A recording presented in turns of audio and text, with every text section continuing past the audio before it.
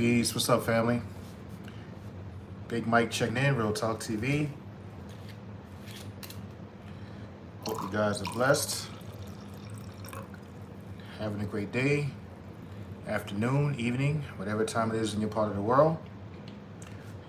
It has been a while since I did a live, man. So I just wanted to get on here tonight and chop it up with you guys for a little bit and spit to y'all some big brother wisdom, big brother advice, man. I'm going to wait for some people to drop into the chat. But until then, until some more people come into the chat, man, life has been lifing, man. That's all I can say about it, man. Life has been lifing.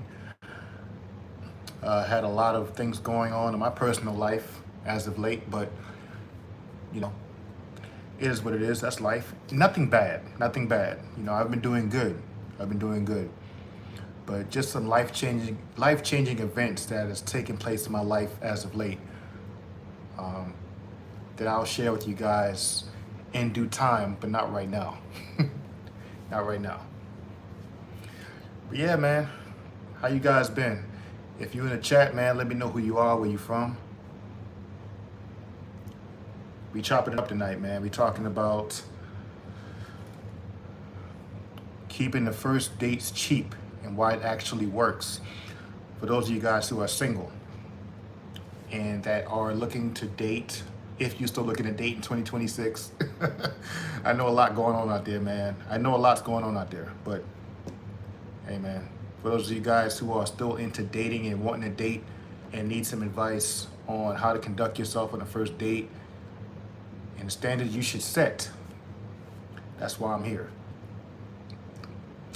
Prince Shiloh. Yo, what's up, Prince?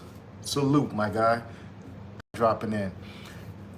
Let me know if you guys can see me. Can you guys, Prince, can you see me clearly or? Oh, okay. So yeah, I just had to make sure that I turn my Wi-Fi off so you guys can see me clearly. If you guys can, okay. I just turned my Wi-Fi off. I don't know what's going on with my Wi-Fi, man. My Wi-Fi has been acting pretty shady lately, so I gotta call the company and ask them about that. T-Mobile, that's who I got. T-Mobile, man. Oh my goodness, Wi-Fi is terrible. Prince Shiloh says, "Yo, what's good, Big Mike? How have you been, man?"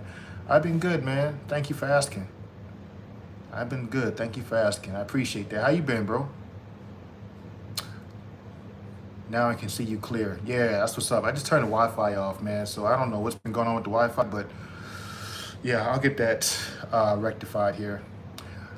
Yeah, whatever. Yo, get Ethan up out of here, Prince. Get him up out of here. We not doing that. Because Ethan would not say that to me to my face. So get him up out of here. He got to go.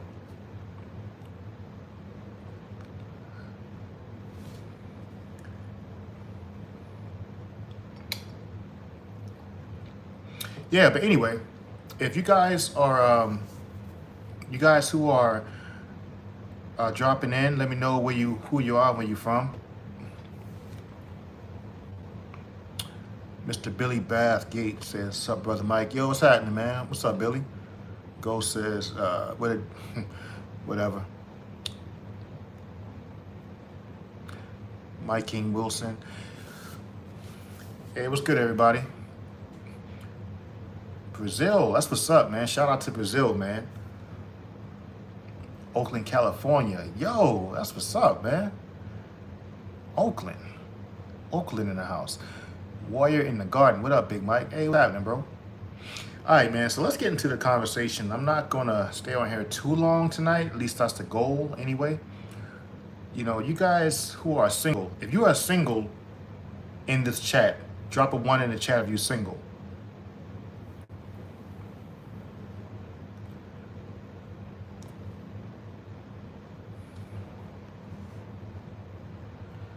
K-pop culture says, "I'm from Arizona." Yo, that's what's up, man. Shout out to Arizona. Your local shorty or straw, or your local straw says, "Hey, Mike, what's happening, man? How you doing?" Got a lot of ones in the chat. Jolie Flockin says, hey, baby boy, what's happening? All right, man. So anyway, I'm going to get into the conversation when it comes to you guys who are single, right? If you're not single, then if you're not single, put a 2 in the chat. How about that? If you're single, put a 1 in the chat. If you're not single, put a 2 in the chat.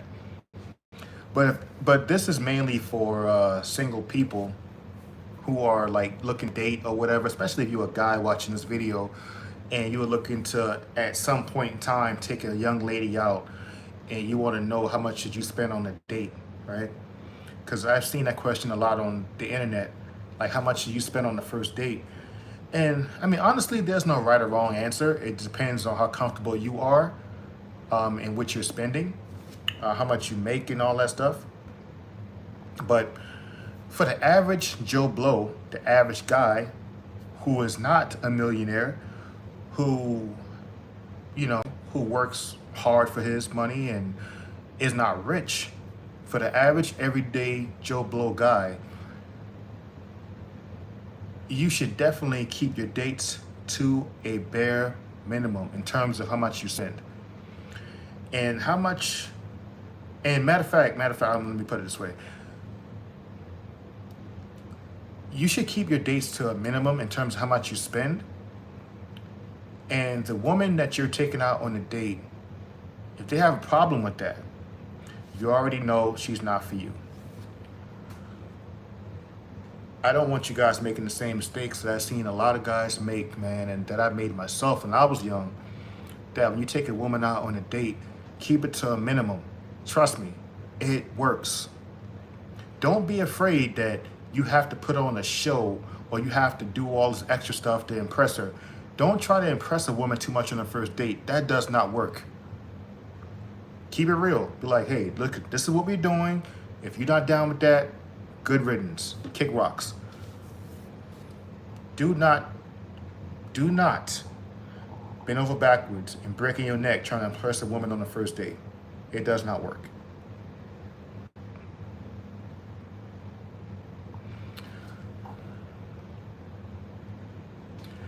Omar says,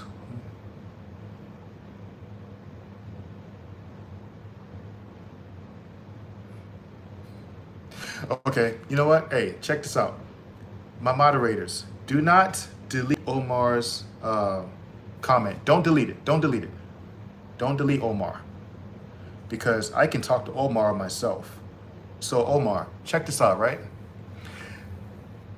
I don't know who you are or how old you are. You obviously are a young guy talking crazy.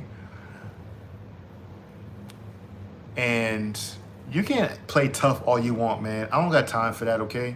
I'm 42 years old. You can play tough all you want. That's your thing. I don't care. But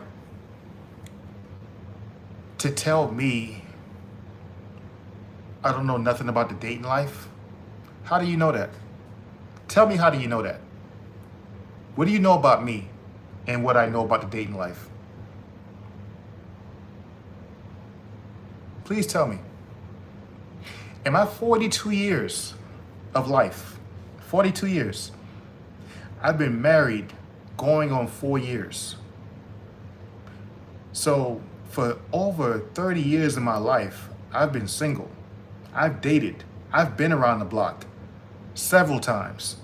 So who are you to tell me what I know about dating? Please tell me that. I'm waiting for your answer. Don't block Omar. Trust me.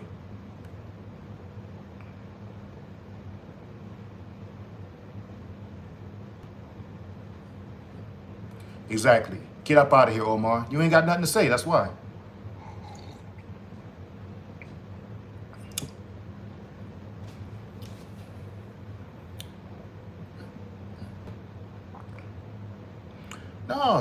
No. Don't delete him. Don't delete him. No, Prince, it's all good. I just wanted you to leave Omar alone because, man, like, that's okay. I can handle him. No, that's all right. That's all right. Don't worry about it. I can handle him. But I appreciate you looking out though. Yeah, man, I can handle this good. I can handle this clown. You don't know what he's talking about. He probably some kid that's just talking crazy online. But I want to know from you guys, what's been your biggest challenge in finding a suitable partner? Tell me that. You guys who are willing to share. What's been your biggest challenge in finding a suitable partner?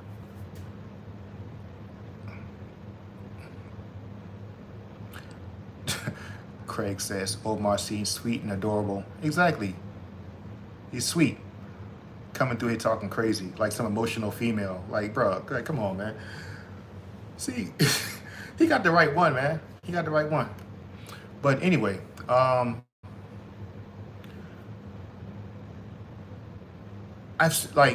okay, so when it comes to dating, you guys who are looking to find a suitable partner, man, I want you guys to keep in mind that you don't have to go overboard or bend over backwards to impress a female.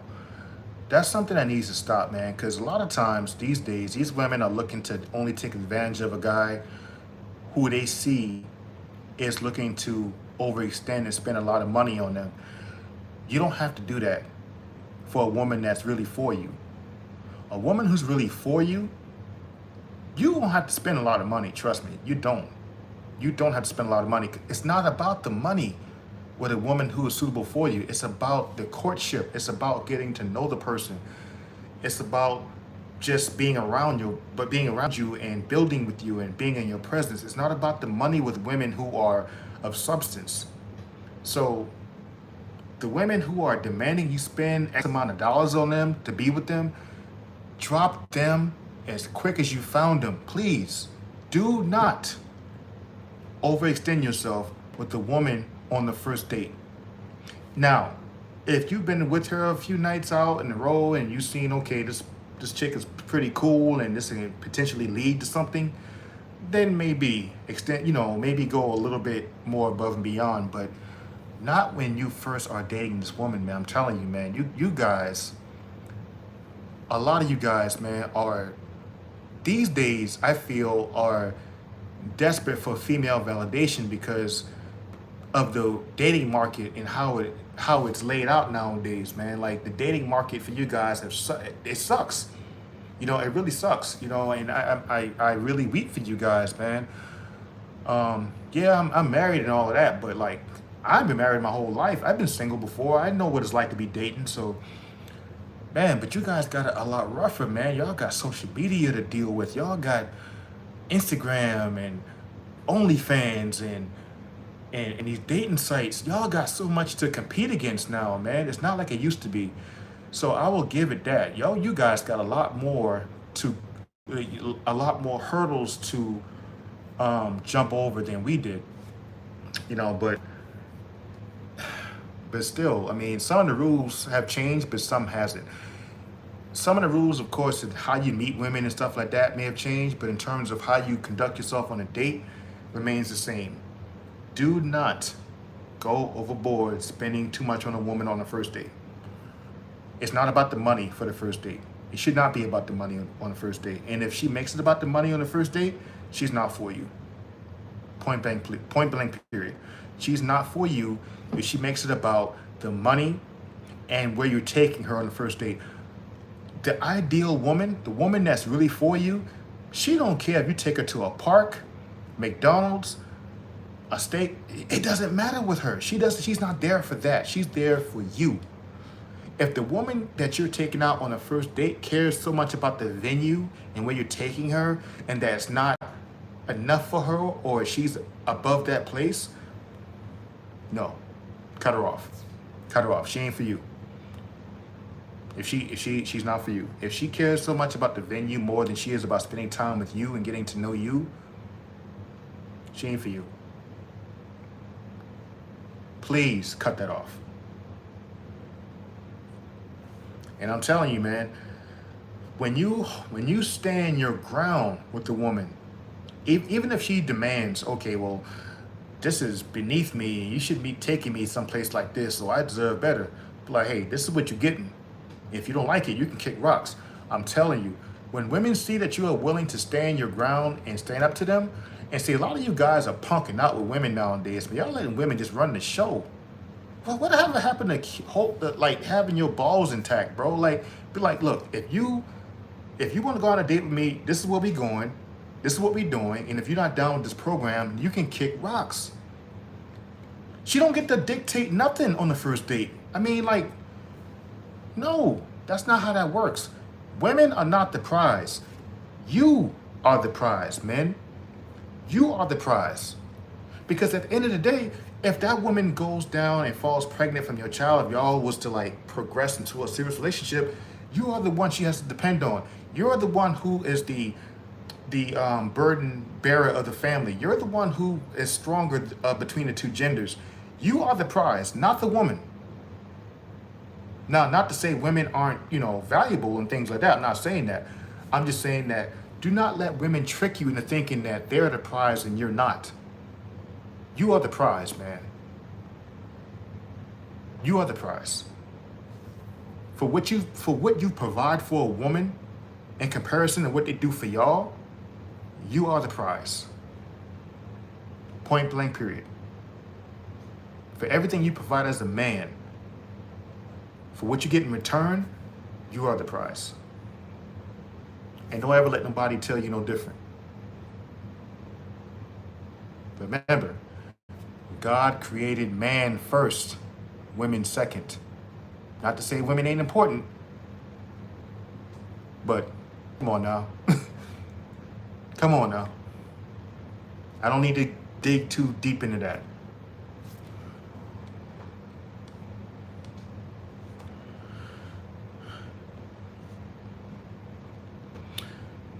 Prince says, for me personally, throughout high school, I've had girls who showed interest in me.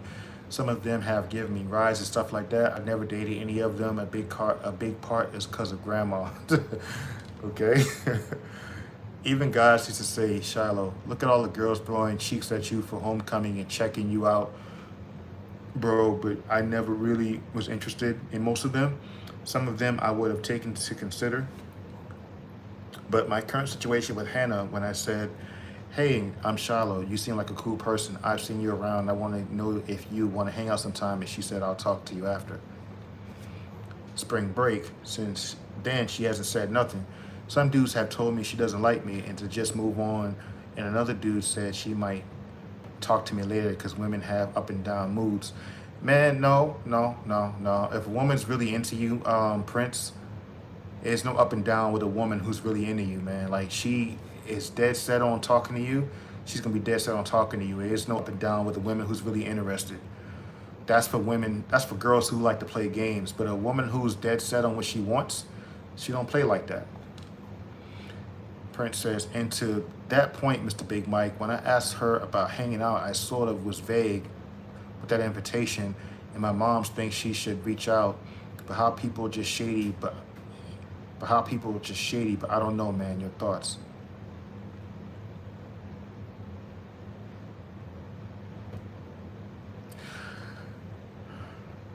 Yeah, like I said,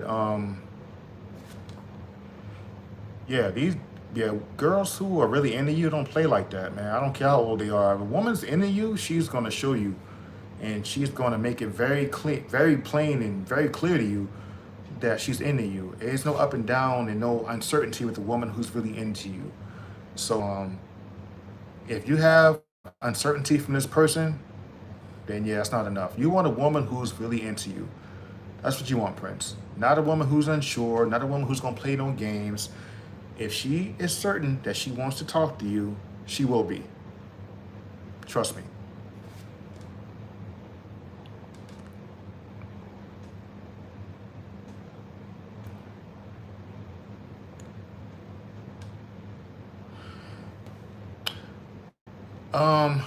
So no, Prince, don't remove Omar.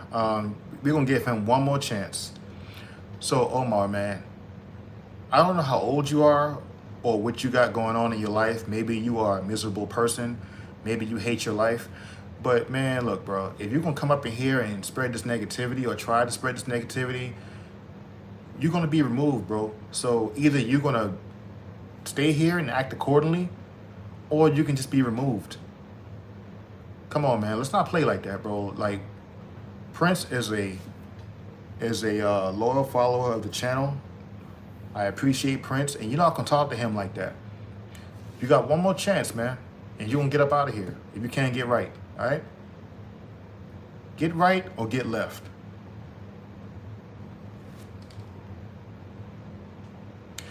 Carol, hey, Carol, what's up, man? How you doing, girly? Yo, Carol is a loyal subscriber. Man, matter of fact, let me make Carol a moderator here. I got to make Carol a moderator, man, because Carol has shown me a lot of love on this channel. I appreciate you, Carol. Carol from Ireland, right? You from Ireland. Carol, I got nothing but love for you. God bless you, and I appreciate you being a supporter of the channel. Thank you. She says, how are you, Big Mike? You looking good. Peace and blessings from Ireland. Yep, Ireland. Have learned a lot from you as a longtime subscriber. Appreciate your work, and I have a new job coming up next week. Oh, word. What's up? What job is it, Carol? Tell me, what job is it?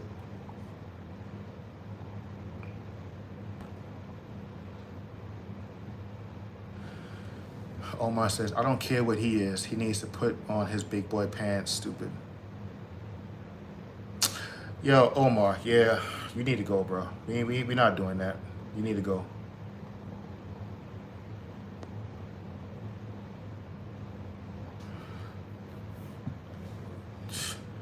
I mean, it just amazes me how many miserable people there are in the world, man. Like, see, when I watch people's channel, I mean, I watch YouTube like you guys watch my channel, and I watch other people's channel. I don't have the capacity to talk crazy to people online. I don't. If I don't got nothing nice to say, I don't say nothing at all. I don't see how people get on here and talk negative to people. Those people are miserable, man. They need prayer.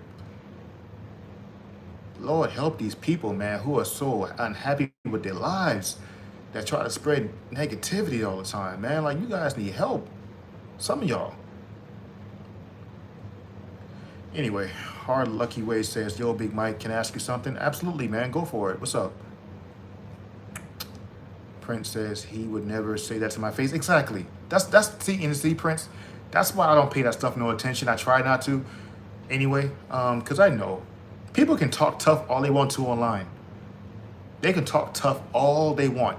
Oh, yeah, you're not this, you're that, I will do this to you. Man, please, bro. You see me in person, you ain't not going to talk. Trust me. Trust me. I don't even worry about that. And as you shouldn't either, Prince. Don't worry about it. They would never say this to your face. See, people think that because I make positive content that I'm somebody they can just talk crazy to. Ain't no calm down. Get up, man. Shut up. Ain't no calm down. Don't tell me to calm down. I'll calm down when I want to calm down. You on my channel, bro. Don't tell me to calm down.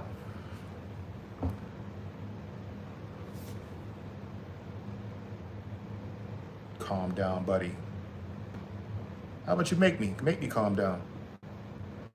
You know what? I am trying my hardest to live a more Christ-like life. So because of that, I'm not going to say what I probably would have said to you 6 months ago. So, but don't try me. Don't try me, all right? Just don't try me. Because, man, yeah.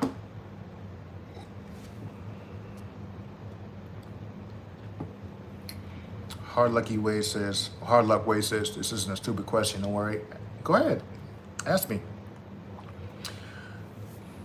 Hard Luck Way says, is it okay for a sophomore to date a freshman if the sophomore boy just turned 16 and the freshman girl is 14 going on 15? If so, why or why not?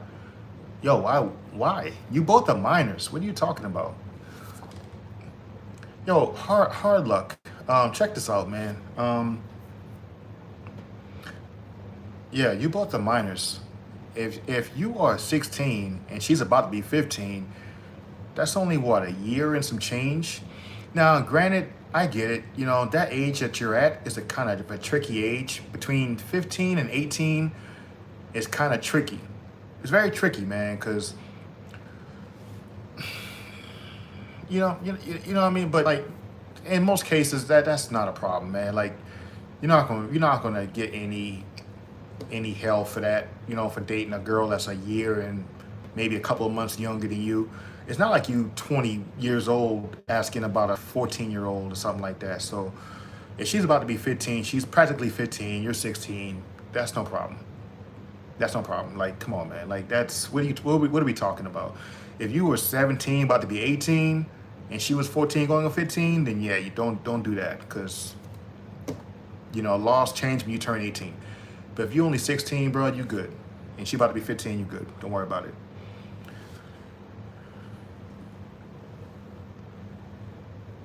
And y'all only one grade apart. Like, it's not like you're a senior talking to a freshman. That's different. So no, you good, bro.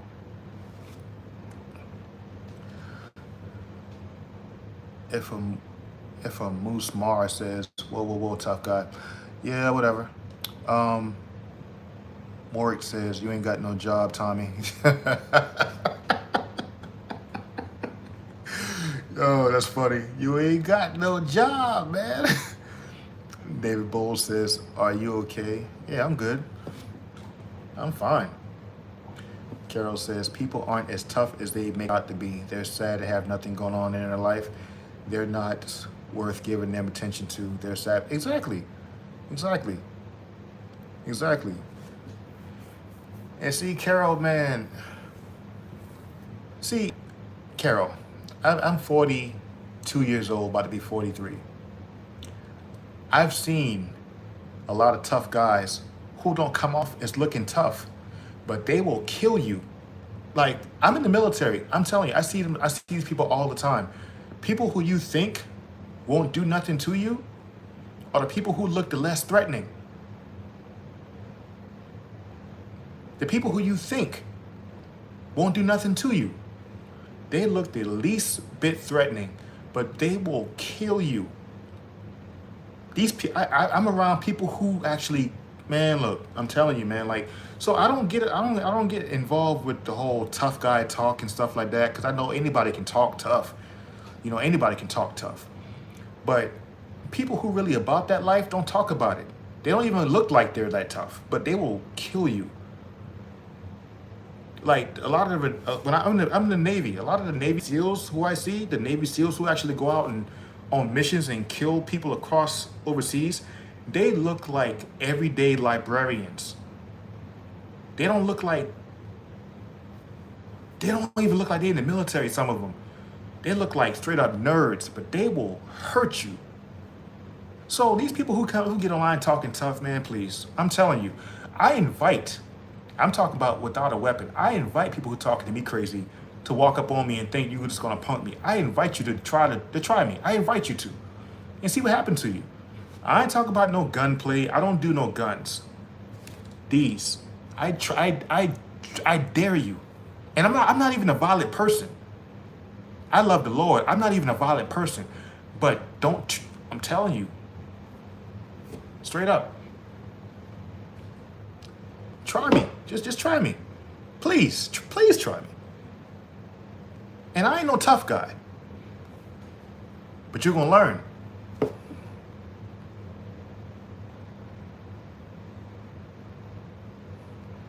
I just left one ignorant content creator. Oh yeah, Rosa, what's up?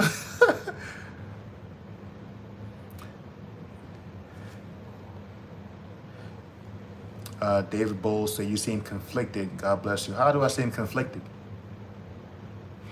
One says, do you believe that a girl has to earn your heart? If so, why? The Bible talks about guarding your heart and your eyes. When does a girl deserve your heart? She deserves your heart when you have screened her enough to see that she's worth she's worth having your heart. Like, I was talking about taking a girl out on a first date, right? For example, one, right? If you take a girl out on a first date and she don't care nothing about the venue, she don't care nothing about how much you're spending on her, she's all about just spending time with you. She doesn't care about the money. She don't care about, being fancy and all this other stuff or posting pictures on Instagram. She cares only about spending time with you and being in your space. then that's when you begin to know you got somebody valuable. If she's like, look, I don't care if you can spend, she don't care if you spend $5 on the first date or $50 on the first date. She's with you for you. She's not there to post pictures on Instagram and to, impress her followers. She's there for only you. And when you see that in a woman, you know you got something special. Because in today's time we living in, bro, like it's just too rampant now. Everyone's just looking to be seen and to impress people with what they got going on and how much spending on them on the first date. But if she's not looking to do none of that, she's just there with you for you. And she also cares about you enough to ask about how you're doing mentally, spiritually, all of that. She cares about you as a person. She cares about you as a person. Then yeah, you got something. She does things but you having to ask her. She naturally is generous. She's naturally giving. She's naturally wanting to take care of you without you having to tell her what to do all the time. She just knows what to do with you. She knows what to say to you when you need to hear it. Then you know you got something to work with. Then she deserves your heart. That woman deserves your heart. And you can tell by her lifestyle, she's not out there in them streets. She don't go out to the club like that, if at all. You can just, she's not posting half-naked pictures on social media or nothing like that. She's not looking to be seen by everybody. She's modest. She covers herself up. She's not looking to show every man her goodies. All that stuff, man. So from the way she talks to you to the way that she presents herself to the public, to the way that, she respects you, all of that, man. That person deserves your heart.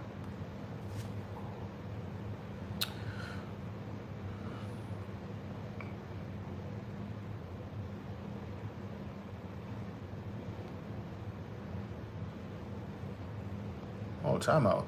Hard Luck Way says 21 and 14. That's wrong. Wait, what? Yo, 21 and 14 is crazy. Who in the world says 21 and 14? No, no. We're not doing that. That's crazy. Jacob says, "How are you doing, my man?" I'm good, Jacob. How you doing? Thank you for asking. Ty Holmes says, "I'm going to remain single forever." Why? Why you say that, man?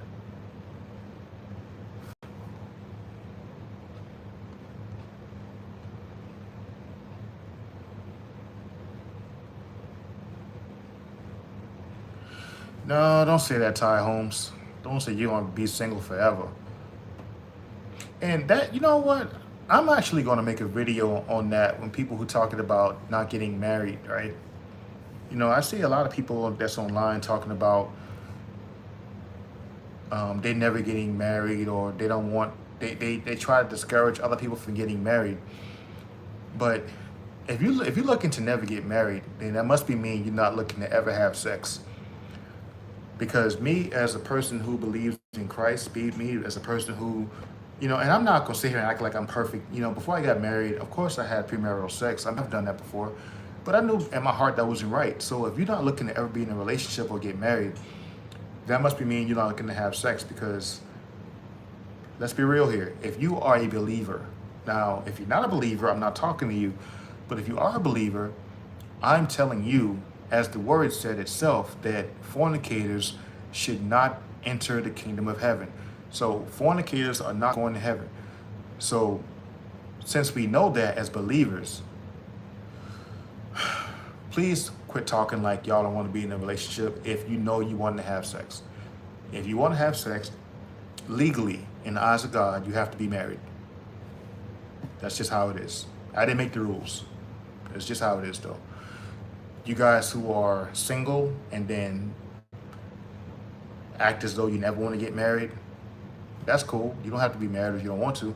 But at the same time, don't be out there fornicating.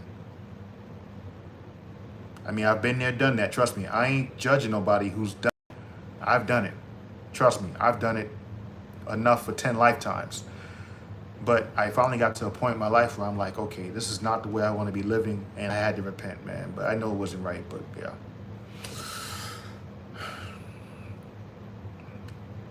I saw that video you had where that young brother was talking crazy to the other black dude in Walmart. Stop risking your life to go viral. Oh my goodness, yeah, man. I don't get it. People out there just lost their mind, man. People out there will sell their souls to go viral. And so where are we living? David says, God bless you, Big Mike. I have to go to lunch. I have to go on lunch. Nice talking to you. Hey, you too, Dave. Jacob says, that's those max levels military lessons. Number one, guys. David says, are you getting deployed? No, I'm not getting deployed.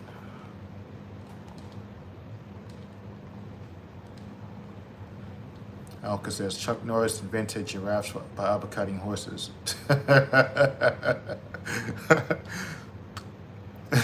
David says, thank you for your service, Mike. Hey, man, my pleasure, man. Thank you guys for acknowledging that. Thank you. God bless you. Hard Luck Way says, I know you. Please don't spam the chat and Chuck.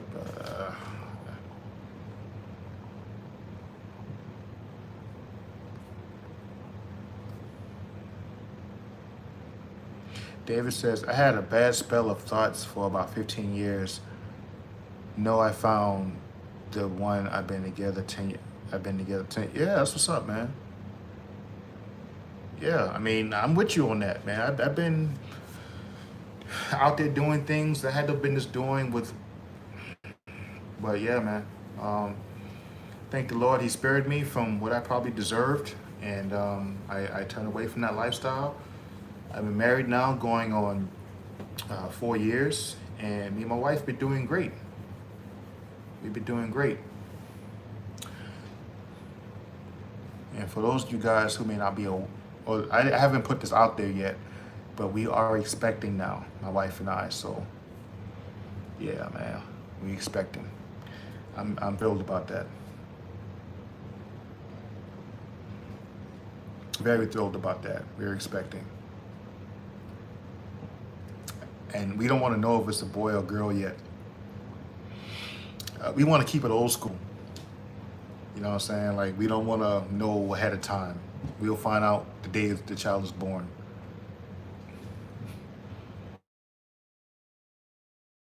So, I can just I thank God, man. I thank God.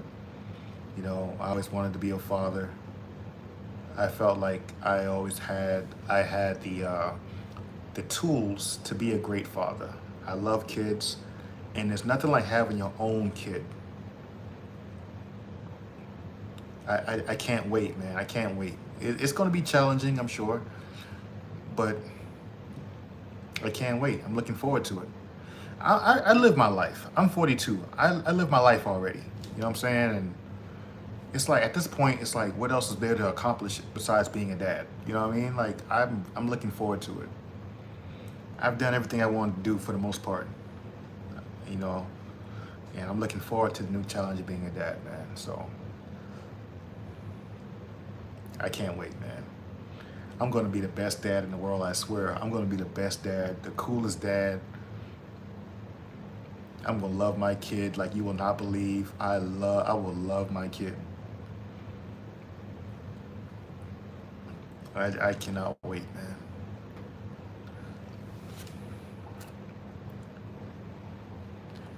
Alex says these YNs are out of control. Oh, tell me about it. Don't get me started, man. Don't get me started. Prince says, happy to hear that. Congrats. Hey, that's what's up, Prince. Thank you, man. That's probably one of the best feelings in the world. Hey, Prince, do you have any kids?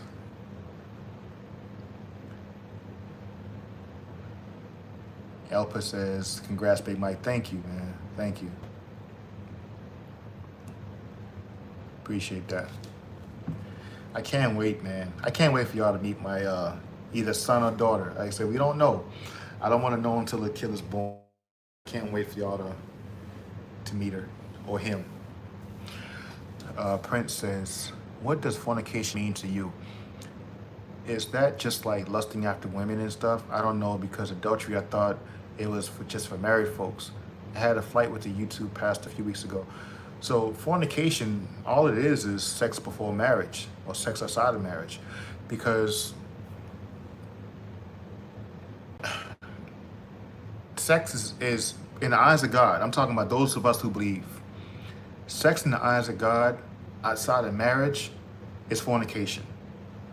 And that's not his will for our lives, is to be out here fornicating, sleeping with every Tom, Dick, and Harry, right? Sex was designed for marriage. It was designed to be under the covenant of marriage with you and your husband, or you and your wife, whichever you are, you a man or woman. So that's all it is, man. Sex outside of marriage. And let's be real, man. Like again, I am not condemning anybody who's done that. I've done that a lot. Before I got married, man, I'm telling y'all, man, I was out there. Come on, man. I'm in the military. I've been doing X, Y, and Z. I'm not free from that. I'm guilty of that. But once I've got to a point where I'm like, all right, man, I gotta live my life the right way and stop doing this stuff. I repented of that, and I live my life the right way. I try to live my life the right way. Yeah, man, I don't live like that no more, but those of you guys who are struggling with that, I get it. Trust me, I struggle with that. Because when you're not married, you still have needs, you know what I'm saying? You still got needs, you still got those urges, you know what I'm saying? It's either one of the two options, or one of three options. Either you remain celibate and be a monk, you watch porn and masturbate, or you out there fornicating if you're not married. Those are only three options you got. Either you abstain, you masturbate a lot, or you are out there fornicating.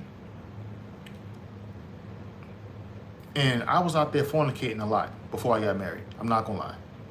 My wife, she knows. I told her about it. You know what I'm saying? She knows. Thankfully, by the grace of God, I didn't catch nothing that killed me. Thank God for that. So I ain't judging nobody. Trust me when I tell you. But so I say that to tell you guys, do not repeat the same mistake I made. Stay away from that, man. Because I'm telling you, man, 'cause the more bodies you collect, it damages your spirit, man. It damages you mentally and spiritually. It takes a long time to get over that. Do not be out here doing that stuff, man. Please, for the love of God, do not make the same mistake I made. That's why I made the mistakes I made. That's one of the reasons, so I can tell you guys not to do the same thing. Do not do that. Find you a wife early or something, if you and settle down somewhere. This whole being out there and whoring yourself around, letting society tell you, oh, you young, don't worry about it, you got time to get right. No, don't follow that lie, man. Don't fall into that. I don't care if you're only 22 years old. You're not too young to be married. You're not. Because it's better to be 22 and married and not doing something that's going to displease God than to be out there and just living your life, catching all kind of STDs and catching bodies, man. That's not the way to live. So don't be out there doing that, please, man. It's not worth it. I'm telling you. I know people like to glamorize that, make it seem like it's all the right thing, the thing to do because you're young. It's not the thing to do. It comes back to haunt you, trust me. Don't do that. Please. Don't fornicate, man. Find you a wife, find you a husband, and sit down somewhere. That running the streets ain't it. And take it from somebody who's been there and done it.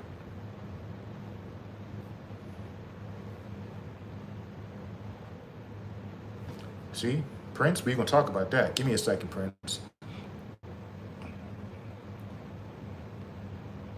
Carol says, thank you for your service in the military. I was in the Army for over 20 years ago in the reserves. Wasn't selected for the Army full-time, unfortunately. I was in the medical unit for 3 years. Okay, that's what's up, Carol.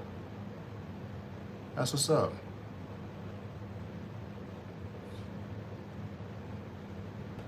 Yeah, thank you for your service, too. Even though you reserves, it don't matter. Hey, man, service is service.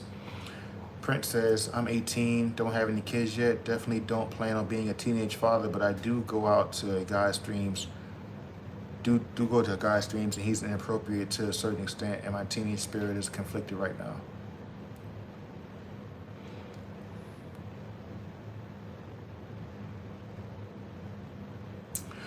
Prince, can you elaborate on that? Like, what do you mean exactly with what you said?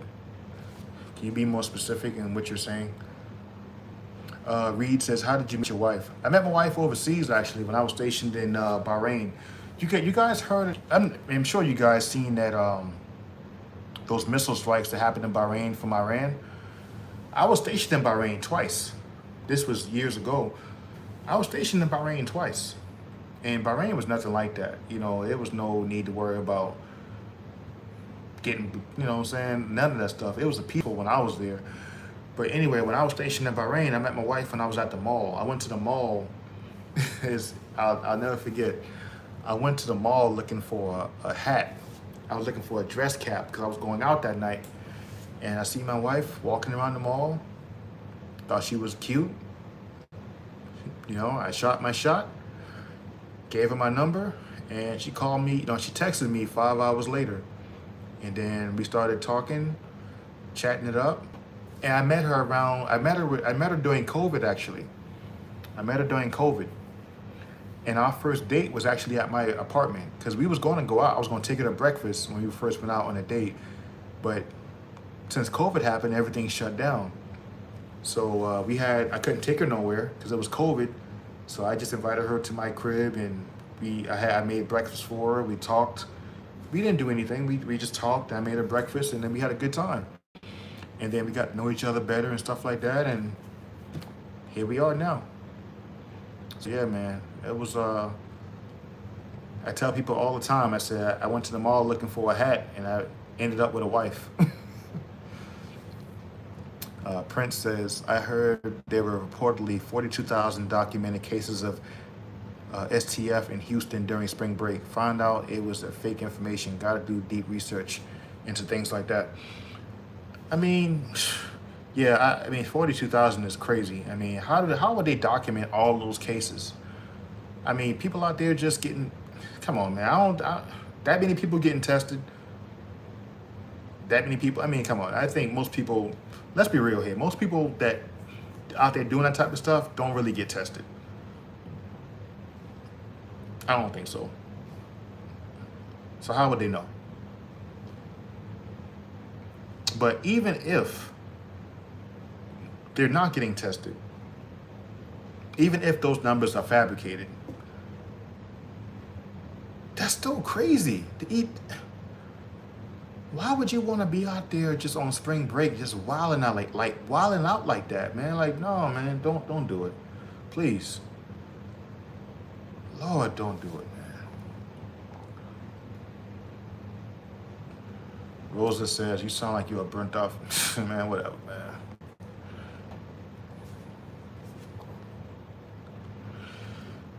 Yeah, Prince, I saw that. You know, I watch Anton Daniels a lot. Those of you guys who may be familiar with him or not, whatever. But I watch Anton Daniels a lot on YouTube. I saw that on his channel, that there was like that many cases over spring break. I'm like,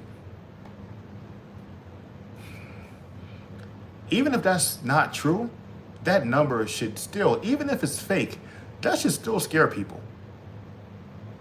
I'm telling you, man, people out here, even though that number may be fabricated, what's not fabricated is what people are out here doing. It's nasty out here, man. I'm telling y'all, I've seen it.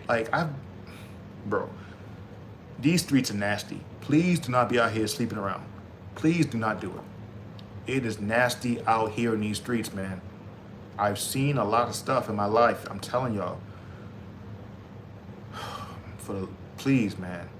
I know it's harder for you guys who are single now to find a suitable partner. Some of y'all may just be wanting to just have y'all fun and just keep it moving because y'all don't think that y'all may think that it's not worth trying to be in a relationship anymore. But I'm telling you, it's still worth it if you find the right person. Find the right person and go sit down somewhere. Sleeping around in these streets is not it. Obey the Lord. Stay away from fornication. Find you a wife, find you a husband, and go sit down somewhere. if that's considered lame by people that know you or people that's close, if they say that's lame or whatever, and you, then what? Be lame. It's better to be lame than to be out here with all types of STD cases, man. So be a lame. Don't be out here sleeping around, please. I'm telling y'all.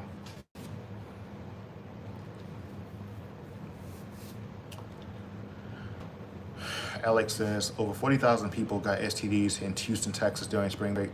People from out of town got STDs during hookup culture is just damaging as purity culture, but for opposite reasons. Well, purity culture ain't damaging at all. I don't see what's damaging about purity culture. But hookup culture, yeah, definitely damaging. That's crazy, man. That's crazy. That would scare me. Like, for real. If I saw that, if I was single, that would scare me. That's why people who talk about, oh, don't get married and they oppose marriage, I'm like, yo, man, marriage is not bad. Marriage ain't easy, don't get me wrong. It's not easy, but it's not as bad as people make it out to be if you're married to the right person. Yeah, you can have your moments where it's challenging and stuff like that, but one thing I love about marriage is that I don't have to worry about that stuff. I don't have to worry about, oh, am I gonna catch the STD? Because my wife is a good wife. She's a good woman. She goes to work. My wife is a good woman. I don't mess around on her. She don't mess around on me. And I know when I sleep with her, I know I'm safe. You know what I'm saying? Like, I know I'm safe. I don't have to worry about catching nothing with my wife. You feel me? Like, it's so much serenity and peace in knowing that. When you out there sleeping around, you don't know what these people got, man. They can tell you anything. Oh yeah, I'm clean. How you know that? You gonna take their word for it? Man, it's nasty out here. I'm telling y'all, man. I've seen too much. Prince says, like, when I say teenage spirit, a part of me knows I'm wrong to going to this 27-year-old guy streams and asking questionable stuff and also producing content about Jesus and stuff. I don't know, man.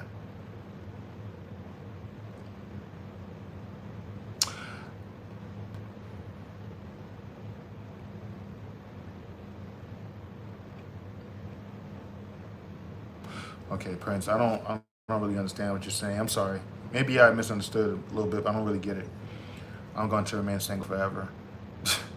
Hey, that's your choice, man. Again, like I said, don't be out here fornicating. If you're gonna be single forever, then I don't want you going to hell for fornicating. Because fornicators will not enter heaven. So please do not be out here fornicating if you're gonna be single forever. Alex says, purity culture had good intentions, but it is wrong for shaming tactics and policing people on how to live their lives.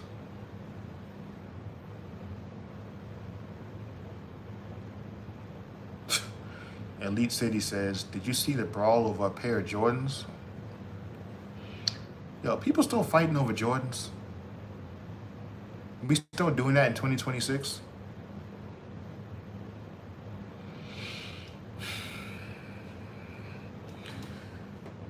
That is nothing but ignorance culture. And I already know. I hate to say this, but I already know it's us. Fighting over Jordans, that's us. I already know it's us. I don't even gotta ask. It's us. Listen, man, I love being black, but that's one thing about being black that really I'm ashamed of. I hate the way we act over rudimentary stuff like that. Freaking tennis shoes, like really. It's nobody but us that does that. I need to make a video on black fatigue, man. I'm getting tired of seeing I'm seeing from us, man. I'm serious. I don't care. Say what you want to say about me, man. I love my black people. I love my black people, man. But these YNs, bro. These YNs, bro.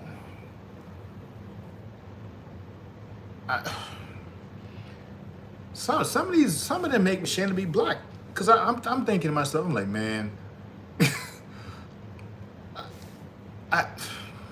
let me just stop right there. I'm gonna stop right there.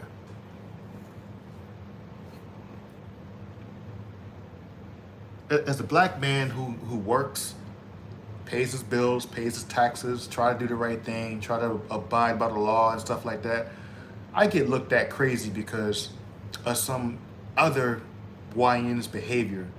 And I don't do none of that.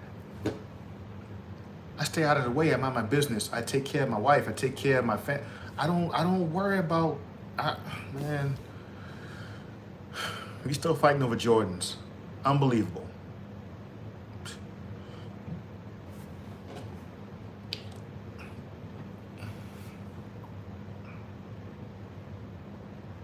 Prince says it's hard to explain a little, but he's not a believer in Christ or anything. The reason I got into the fight with the pastor is because he saw a question on the stream about a lady from the 1950s. Yeah. Yo, Prince. Prince, let's chop it up, man. Can you email me, please? Email me at my email. It's gonna be askbigmike83@gmail.com.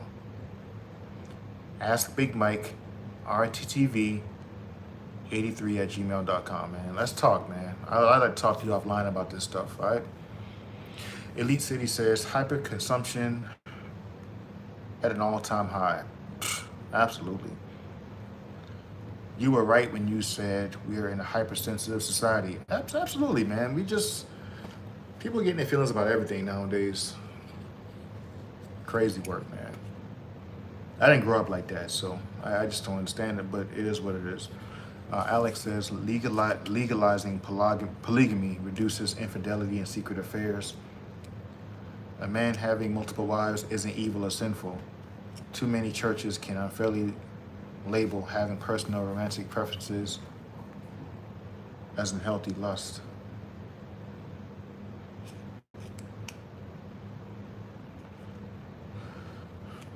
Well, Alex,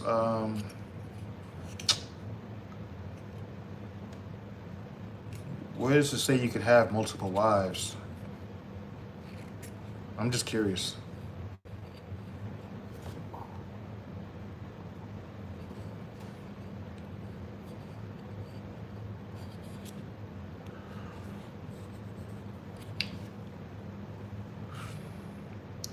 Noted, Prince. That's what's up.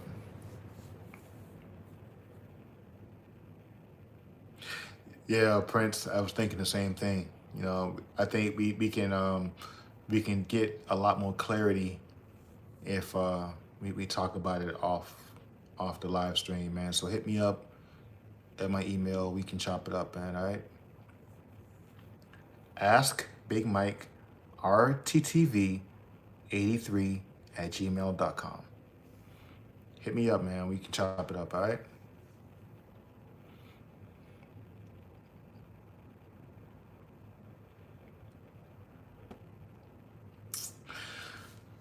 Yeah, but Alex, man, whoever said that it's okay to be polygamous and have multiple wives and all this other stuff, I don't want to get into that. But I firmly just don't believe in it.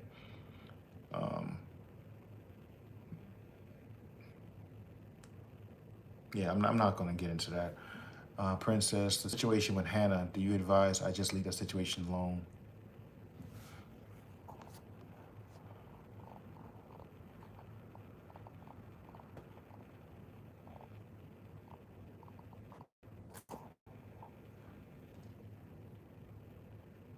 Yeah, Prince, let's talk more offline about that. I forgot what you were talking about with Hannah. Did you?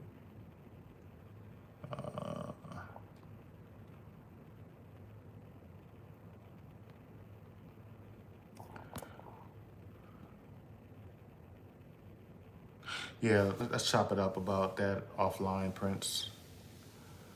Yeah, once you hit me up, like I'll be looking for your email too. So once you email me, we can chop it up and ask away. All right, we can talk.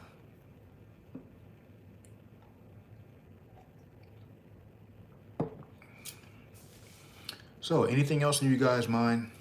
Anything else y'all want to talk about? anything pertaining to life. I don't care what it's about. It could be relationships, it could be something that you've been holding on to, that you haven't let off. Like, what's up, man? Y'all talk to me. I'm here for y'all. Prince says, I'm glad I have a network of YouTube mentors. Oh yeah, that's the beauty of this thing, Prince, man, is that even though we never been in the same space, same physical space, man, like we can encourage each other and influence each other from afar. So that's one thing I love about YouTube is that you can learn from so many people, even without being in the same room with them. I love YouTube for that. You got a lot of good people on YouTube, man, but you also got a lot of people on YouTube that's out to deceive too, and you gotta be careful who you listen to. I tell you guys all the time, man, like when it comes to people that's telling y'all things about like dating, for example. I talked about dating coaches before. I cannot stand dating coaches, man, because I think a lot of them lead y'all astray. They lead you guys away from the original intent of how it's supposed to be, how God meant for relationships to be. And you just out here just doing whatever and just dating whoever and screwing this person, screwing that person. That's not the way we're supposed to be living, man. I think they make it sound glamorous, but it's nothing glamorous about that. It's a lot better to just know who you are, get yourself situated, find you a suitable partner, and sit down somewhere. This whole bunch of dating around and sleeping around ain't it, man. It's not it.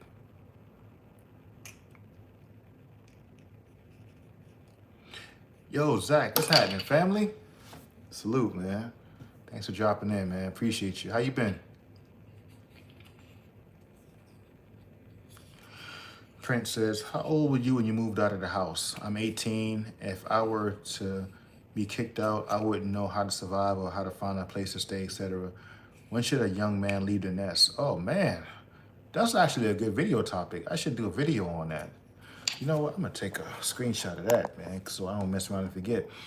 But Prince, when I left the house, I just turned 26. I stayed in the house for a while. I was 26 when I left home. And the reason why is because before I joined the military at 26, when I was home, I stayed with my dad, it's me and see, I didn't have a reason to leave my house. I didn't. Like, my dad was cool. I loved staying with my dad at the time. He didn't bother me. You know what I'm saying? Like, he let me be a man. My dad did not bother me. He didn't give me no problems. He was the type of dad that was like, as long as you're paying your part of the rent or bills, whatever the case, he didn't bother me at all. I did what I wanted. Now, when I was not of age yet, I couldn't do what I wanted to do. But once I was old enough, once I was over 18 and I was working, and I made good money at the time. And at the time, I was in my 20s. I loved partying. I'll be real with you, Prince.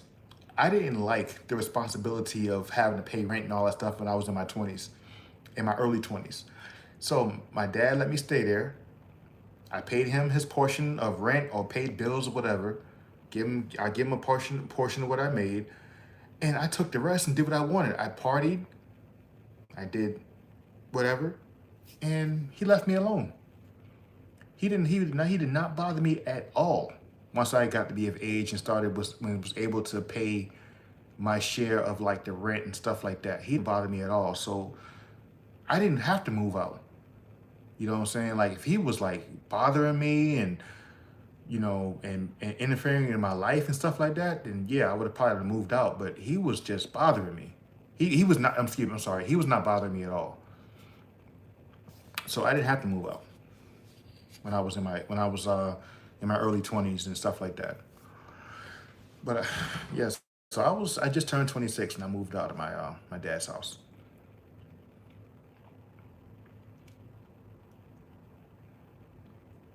And when should a young man leave the nest?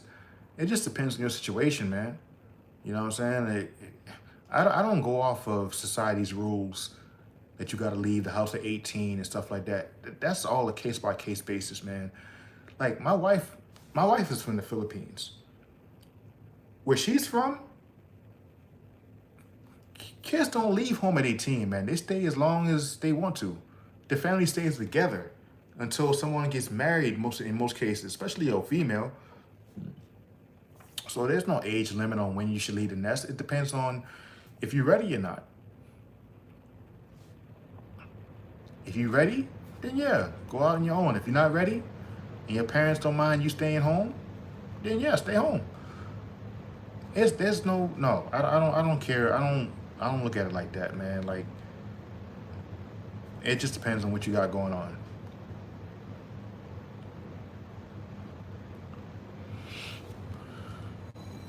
You know, there was nothing better because I had a good job I had got a good job when I turned 21. I was working at an auto manufacturing plant. I was making, this was back in 2004. I was working at an auto manufacturing plant as a temp. At the time, I got hired on as a temp, and I got hired on permanently after a while when they saw that I was a good worker. And this is 2004, back in South Carolina. I was making like 15, 16 bucks an hour, sometimes 17 bucks an hour. And 2004 in South Carolina, I was making good money, you know, and I was only 21 years old. So yeah, I partied. I ain't gonna lie. I was partying, and I didn't want like I said at the time, I didn't want the responsibility of having to pay all the other stuff I had. My dad was paying, while still trying to be a young guy living his life. So my dad, he was like, yo, you can stay here as long as you want, as long as you buy your food, you buy your own food, because he didn't buy, once we turned 18, he did not feed us. He did not buy our food. We bought our own food. I cooked my own food. I paid him a portion of what I made, paid maybe a bill or two, and that was it. He let me live, man. I ain't gonna lie. That's one thing I love about him. He let me live, man. He let me stay there as long as I wanted to. And he was just cool, man. He was like, as long as you helping out with your part of the rent or your part, whatever. He did not care what I did. He didn't care what I did.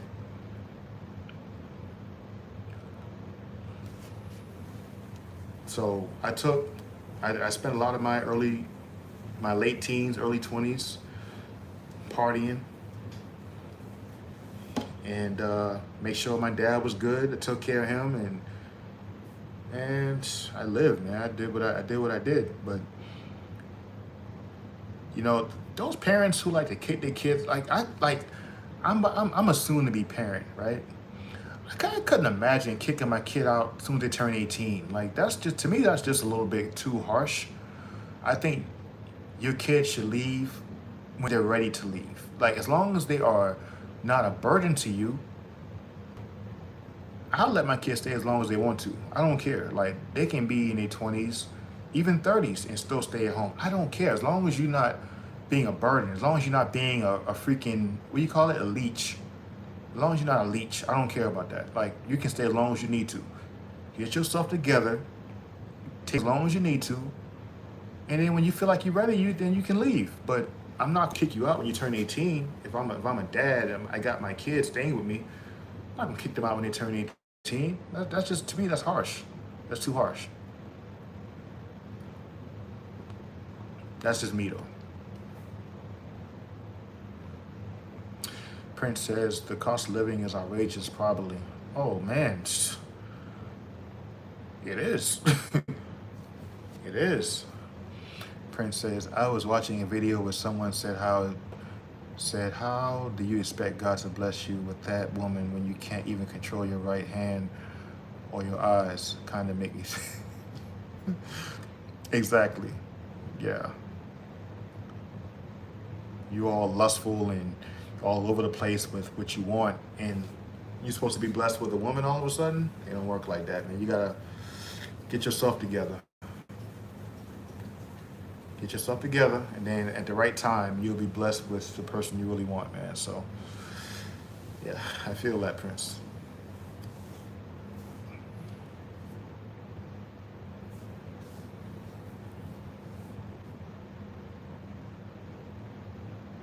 So, what else you guys got on your mind, man?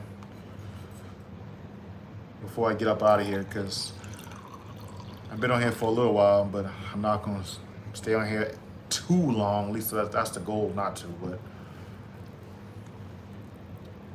I'm not trying to stay on here too long.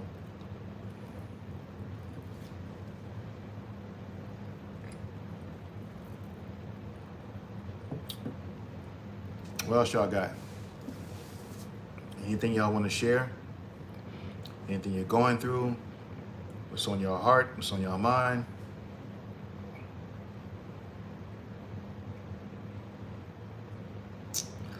Yeah, man. But Prince, again, about my stepdad. One thing I love about my stepdad, man, is that like he let me grow up. He let me live. Again, I couldn't imagine kicking my kid out at 18 because they just finished high school. They ain't got it figured out yet. I'm gonna let them take their time. I'd be like, look, if you don't feel like you're ready at 18, take your time. I'm not rushing you. Take your time, figure it out, get yourself together, get a job or whatever, and then once you feel like you're ready, then you can move out. I'm not gonna be kicking them out as soon as they turn 18. All right, man, what you gonna do with your life? Get on up out of here. I'm not doing that, man. Like, so my dad, he let me live. He didn't just rush me when I turned 18. He let me live. He was like, all right, you just finished school, blah, blah, blah. Get it figured out. As long as you helping around here, as long as you're not being no leech. Because you was not about to stay up in this house and not help with no bills, nothing like that. You was gonna help with something. But he was not gonna just rush you out the house. Like, he let us stay as long as we needed to. That's one thing I appreciate about him. You know, when I would get paid. And granted, I'm not gonna lie, I could have afforded my own place when I was 21, 22. I could have, but there was no need to. Like I said, like he let me live. He let me enjoy my money. Whatever I made, I would go out and I would have fun with my friends and stuff like that. He let me live my life. And then once I got to be like 25, that's when I was like, all right, it's time for me to like really get it together. I was 25 years old, and then as soon as I hit 26, I moved. But yeah, he let me live, man. And I appreciate him for that. But anyway,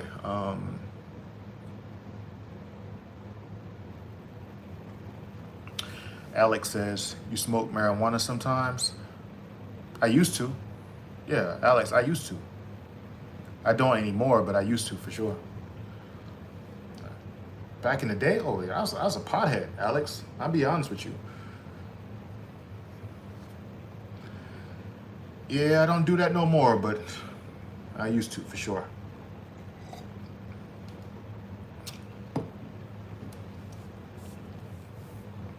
I smoked every day. When I smoked marijuana back then, I smoked every day. Wake and bake, before a meal, after a meal, on my way to the club, at the club, all of that. So yeah, I definitely had my time with it, man, but I had to let that go, Alex. Prince says, my father, he's about 8 years older than you. He gives me what you could say worldly advice from time to time. How should I delegate not staring into those conversations, sometimes in the conflict, not gonna lie.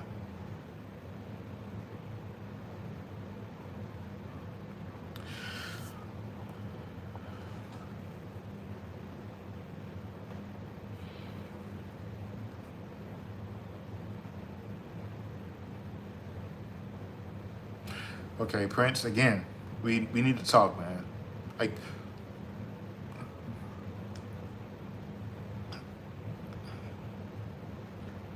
all the stuff you're asking me right here, Prince, like, I want you to, like, when we talk, we can actually, like I said, we can be more specific and we can really get into the nitty gritty of what you really want to get at, man. But I'm here for you, Prince. No, you good, bro. Ain't no sorry. You good, bro. Trust me, you good. But I'm just saying, like, I feel like I will get a better clarity what you're saying if I'm talking to you like one-on-one. Maybe we can even video chat at some point. Who knows? But I'll get a better understanding of what you're saying when we talk like one-on-one. All right. Alex says marijuana isn't the devil's lettuce or devil's plant.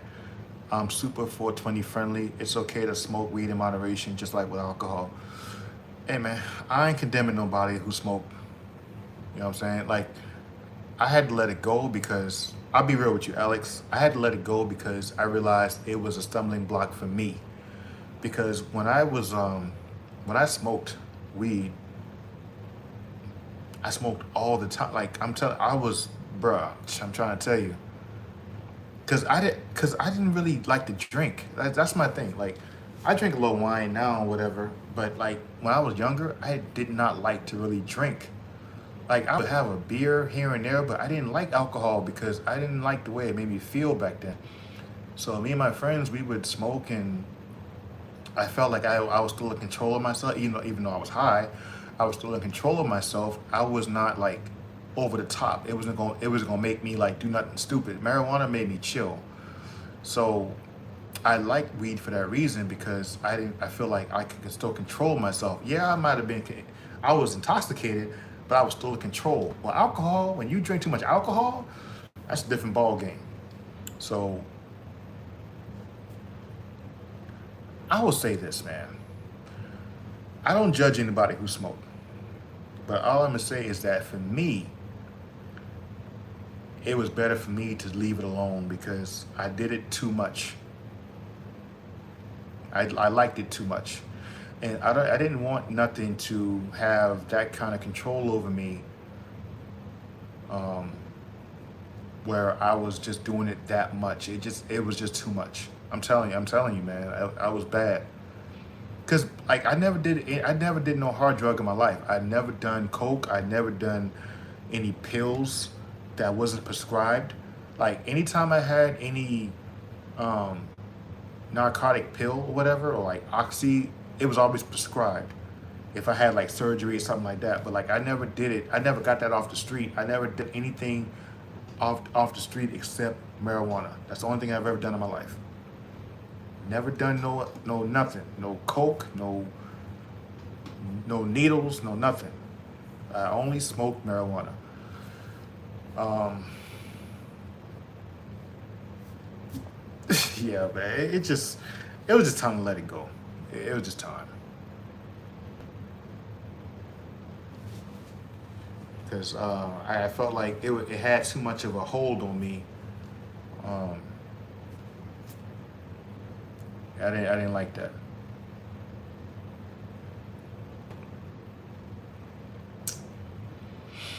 And I did it long enough. I smoked for the first time when I was 15 years old.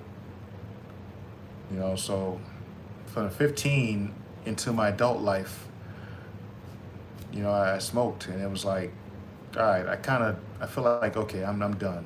I had enough. Like there's nothing else they can do for me anymore, and I'm not doing nothing else. I'm not doing no other hard drug. I'm not doing no coke. I ain't doing nothing. So I had to leave that alone. And so I'll have wine. I'll have wine sometimes, whatever. But that's as far as I go now.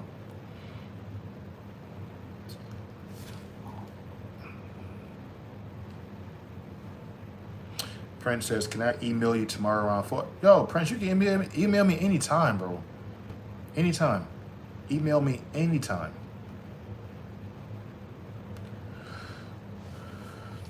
Oh, by the way, you guys who are not aware, I do have memberships available for my channel. So if you guys who are interested in being a member of the channel, you can check that out. I think I gotta look at it again, but I got a basic tier. I think it's like I do 99 cents a month.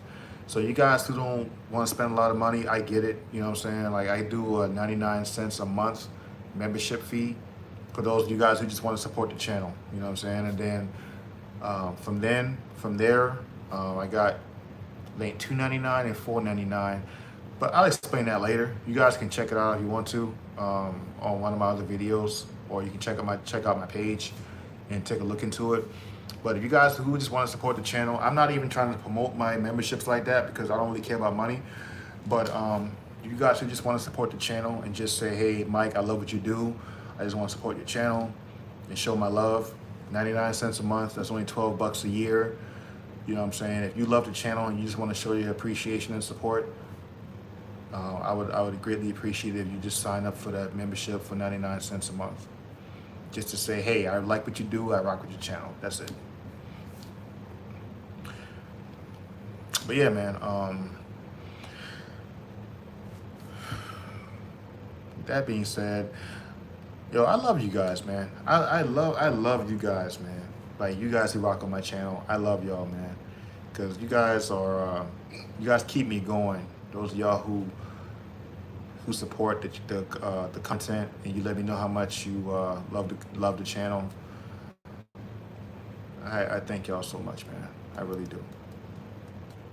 Prince says, a part of me when I see stuff that happened in the 50s, like when that black man reporter was beaten by white folks. I'm like, back then I would have been beaten or dead, brother.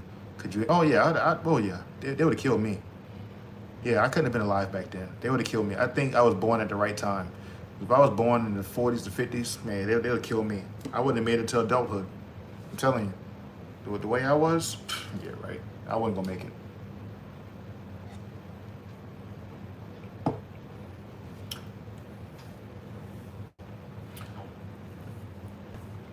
Ty Holmes says, I want the gift of singleness from God.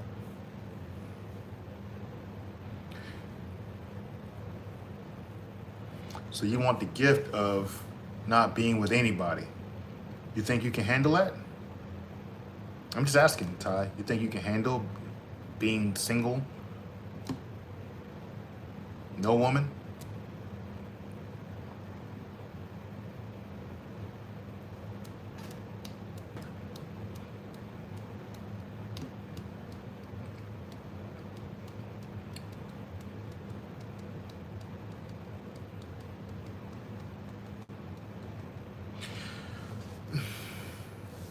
Oh yeah, if you guys who are in the chat right now have not hit the like button, I would appreciate if you hit the like button, please. Hit the like button for your boy, I'd appreciate that. If not, it's all good. I love you anyway. But hit the like button for your boy if you hadn't done so yet. But yeah, man. What's up with you guys, man? Let's chop it up about whatever, man. I'm here for y'all, like I said. We can talk about whatever. It's after midnight here. I don't know what time it is where y'all at, but here is 12:17 a.m. So my wife is already asleep. I'm just chopping up with y'all. About to finish my last little bit of wine, and then I'm gonna call it a night after a while.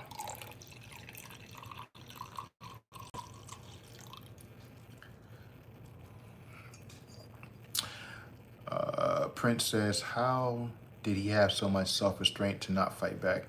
He was a lion against hyenas. He was like 48 when this happened, died at 51.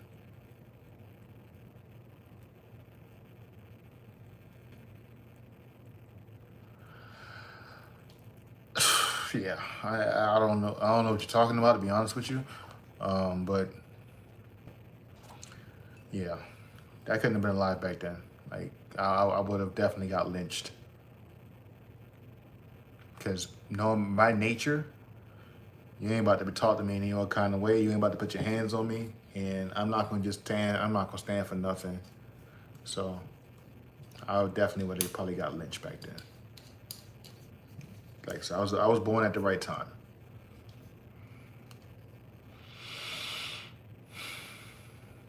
But then again, we say stuff like that. But if you actually were alive back then to see how they were being treated, would you have fought them back though? You know what I'm saying? It's easy to say what we would have done if we wasn't there, but like, man, I just think that just my character, the way it is, I would have fought back. But I think a lot of us say we would have fought back, but you never know until you're in that situation, man. That's it's easy to say what you would do until you see an example being made from someone else. You'd be like, yo, I don't want that happening to me. When you see that brother next to you get beat or get hanged, you're like, dang, okay, well, you fall right in line. You fall right in line in a lot of cases. But I don't know. Prince says, but they needed a mob to feel tough. That shows what cowards did. Yeah, exactly. Exactly. Cowards, man. You guys who ain't hit the like button yet, hit the like button for your boy, man. Help the video get out there, hit the live, get out there. If you hit the like button yet, I'd appreciate it. Yeah, but anyway, you guys got anything else, man? We can chop it up before I leave. Gotta get up out of here.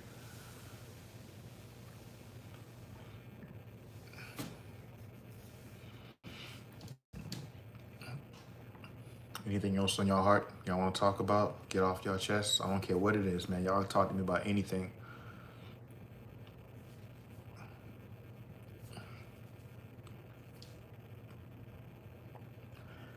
You guys can talk to me about anything. Doesn't matter what it is.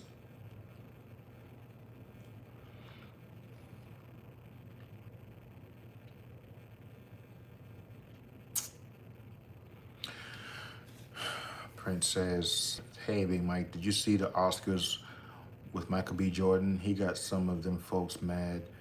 He even went to In-N-Out Burger. I kind of aspired to become similar to him one day. Yeah, I saw that. I mean, I thought that was pretty dope, man. You know, he just went and kicked it with the people. You know, I thought that was pretty dope, man. He didn't go to some fancy spot where there's a whole bunch of celebrities and the Hollywood lifestyle.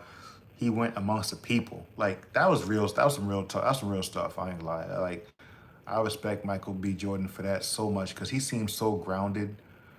Like, he don't let the Hollywood life like consume him to the point where he just feel like he has to be a celebrity all the time. You know what I'm saying? He just a everyday dude. He's famous, but he's like a regular everyday dude, man. He go get a burger after a burger.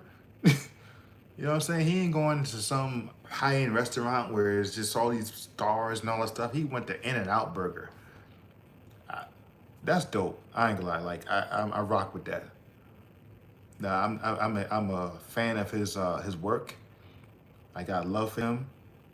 Um, I think he's this modern days like Denzel Washington in terms of his ascension, like where he's going. I think he can, if he keeps working at his craft, man, he can definitely be up there towards where Denzel is in terms of his talent and popularity. Um, yeah, he's a cool young cat, man. I got nothing but love for Michael B. Jordan. I think that was pretty dope, man. That he celebrated amongst the people. That was dope, man.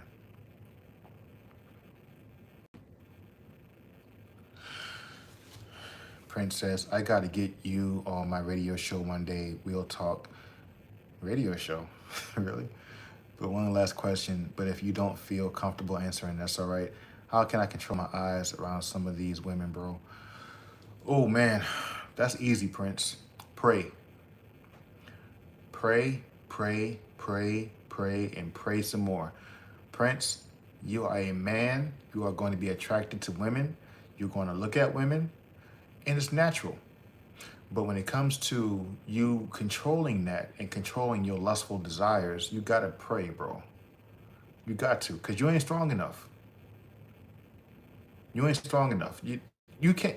Looking at someone and lusting after them is two different things. You can look at. I'm married, bro. I look at women. I ain't blind. I see women when I go out places. But when it comes to controlling that, controlling what I think, from I don't lust after them. I see women. I mean, I'm like I said, I'm not blind. I go out into the grocery stores, wherever I go, I see people. And yes, some people are very attractive. But when it comes to over looking at someone, I'm like, Lord, like forgive me. Or if I did look at someone maybe a little bit too long or something like that, or I just pray for the Lord to help me control, what I'm saying, like that, like my lustful thoughts and stuff like that. So, you gotta pray, man. You gotta pray, bro. You ain't strong enough to take care of that on your own because you're only a man and you're gonna look. And being a part of that, staying disciplined is disciplining how long you look at something. You're gonna see things, but like you can't just be out there just reckless eyeballing people all day, because then you're gonna have all kind of intrusive thoughts hit your mind, and next thing you know, you're gonna be whatever. But you gotta just you really gotta pray about that, man. Like it's not something you can defeat on your own.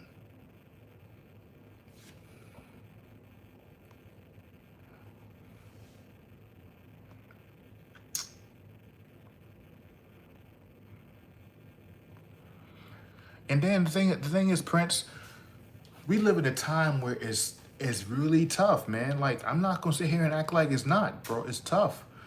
Women out here are not as modest as they used to be. They out here dressing all kind of ways, bro. Half naked, tight clothes, all kind of stuff. And I'm a married guy telling you this. It's not easy, bro. And being married don't make it no easier. Like, yes, I love my wife a lot. I love my wife dearly.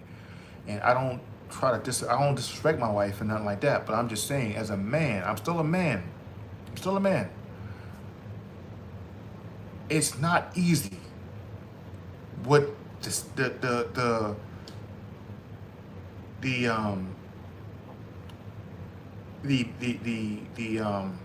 what's the word? It's not easy, bro, with what they're doing nowadays, for lack of a better term. Like, we live in a society now where more women are presenting themselves in a provocative way, dressing half naked or almost naked, bro. I'm telling you, like, women are not as modest as they used to be at all. They out here, you see that, man. They everywhere. They just out there with the everything out, man. And it's like, man, you gotta really have your head screwed on tight.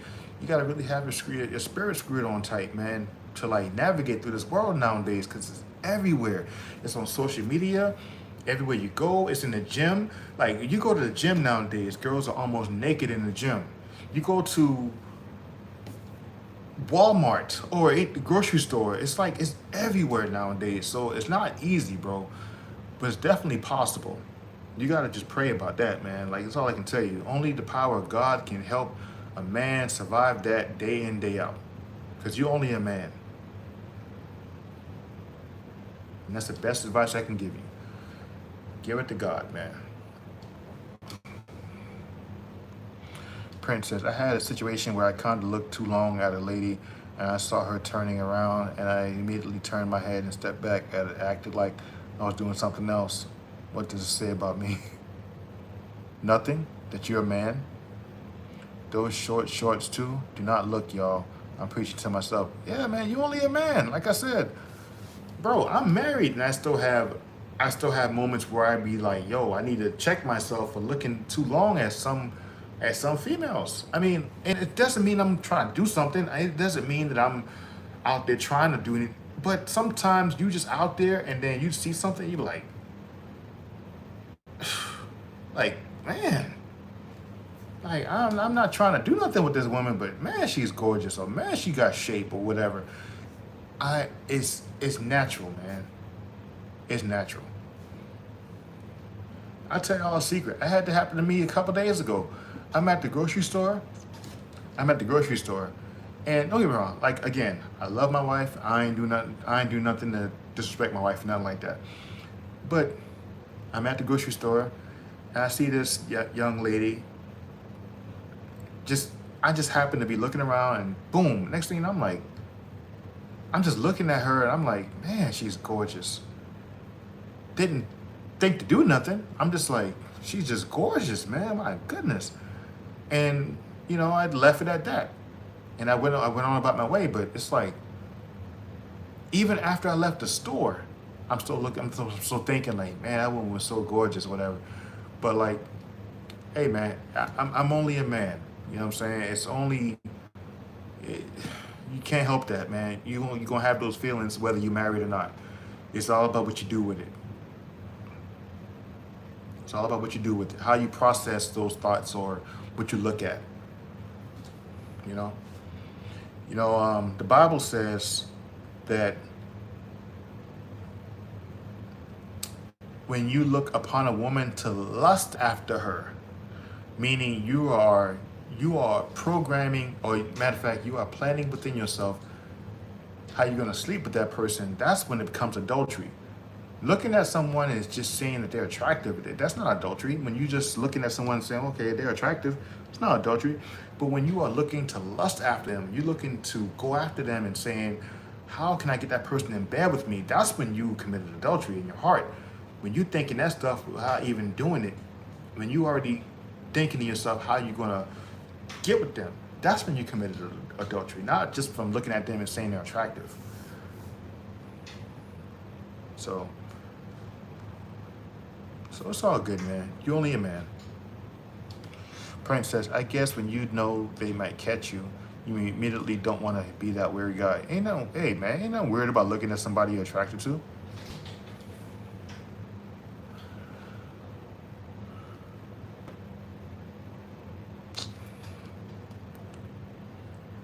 Prince says, Target is real snow bunny city for me. How about when you go out, always put sunglasses on? Man, hey.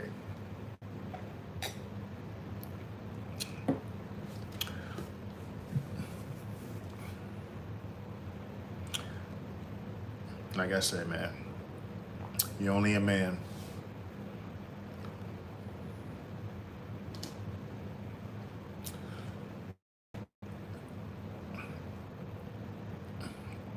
Unc said, it smells like fish, it tastes like chicken. Man, you crazy.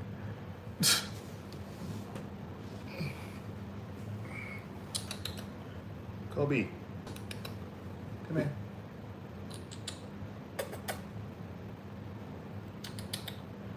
Kobe, come here. Y'all forgive me, I'm trying to call my cat. Kobe, come here.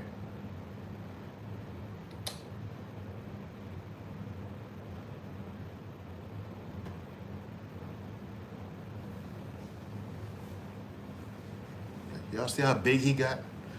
Y'all remember my cat? He got big, didn't he? Yeah, my boy got big, man. I think last time I had him on here, it might have been like a couple months ago. It's my boy, man.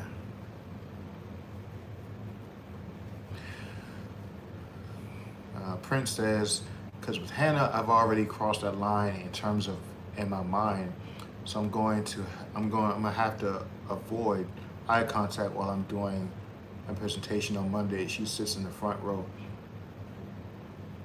Yo, Prince, why don't you shoot your shot then? If it's like that, try to talk to her, man. Take her out on a date or something. Maybe y'all will get married at some point. Who knows?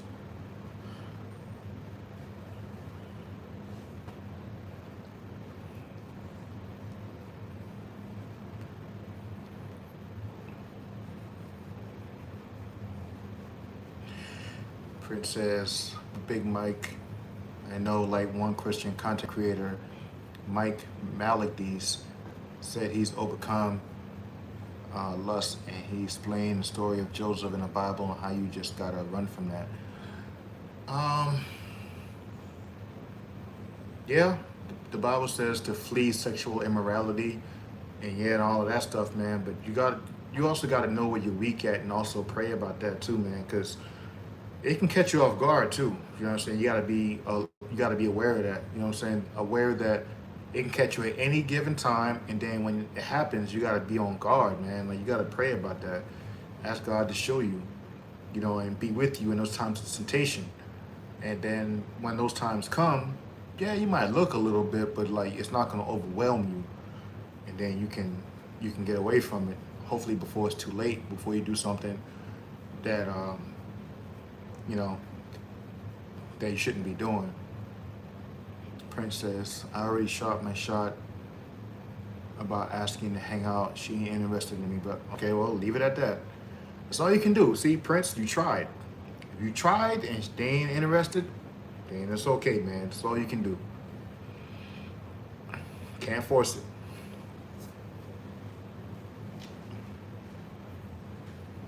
Why you acting like that, huh? Why you acting like that, huh?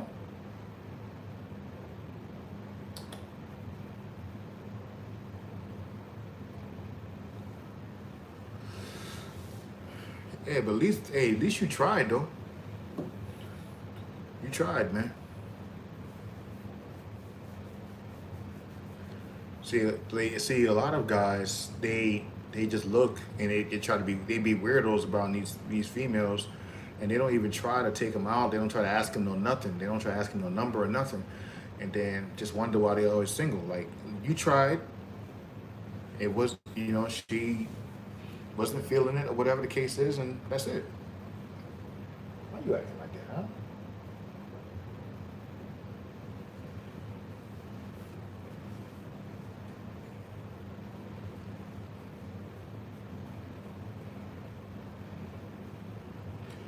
But you never know. I'm sorry to keep you up, but one last question. If I were to hopefully one day go on a date with a nice young lady, how should I mentally prepare for that? Or shoot, I didn't ask for. All right, that's easy.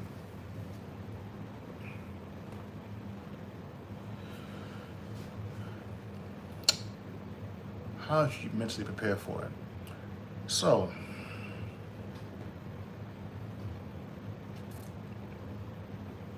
treat it as if it's just, I mean, I know it's hard, it's easier said than done, but you got to treat it as if it's just another day for you.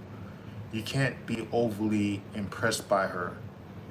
Like, even if you like her a lot, you can't show her too much of that on the first date. Just act like you've been there before. You know what I'm saying? You gotta just treat her like, you gotta just look at her through the lens of she's just a human being. She's not nobody special. She's not somebody who I gotta be, even though she may be somebody you're attracted to, she's not somebody who you gotta be like, scared of. Like she's just a human being. You know what I'm saying? That's all it is. It's just another human being in front of you. Once you get to thinking like that, it gets easier. All right, it takes time. Don't get me wrong. You're young, Prince, so it might take you a while. I didn't start thinking like that till I was probably in my 30s. When I was like, these women are just human beings, bro. They not nobody special. Even if they look good, I don't care who they are. They are nobody special. Trust me.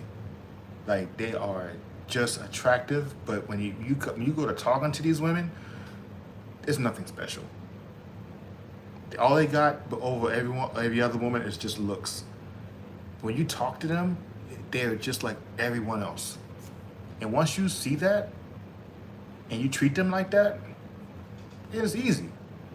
See, a lot of times we get caught up in how a woman looks, and we think she's special, man. We think because she's beautiful that she's special, or that she should be making it. I mean, she just scares us and make us nervous. Like for what? It's a human being with a heartbeat like yours. She bleeds like you. She pees like you. She poops like you. I mean, she ain't nobody special, man. She ain't nobody who you need to be scared of. Once you see a woman as a human being and not as somebody who is out of your league, man, it gets so much easier. Like I said, it's easier said than done. That takes practice. But once you get there, it's the best place to be.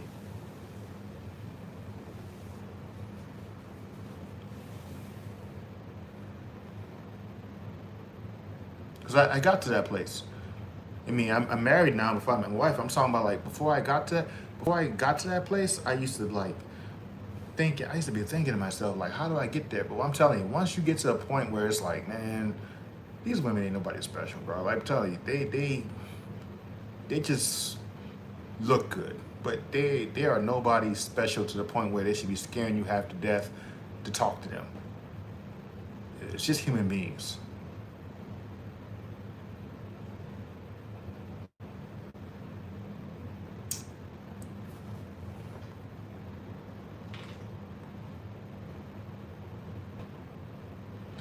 Alex says, in Western dating cultures, it's such a darn shame that nerds are labeled creeps, but most women in the States, but the sports jock boys and bad boys are not.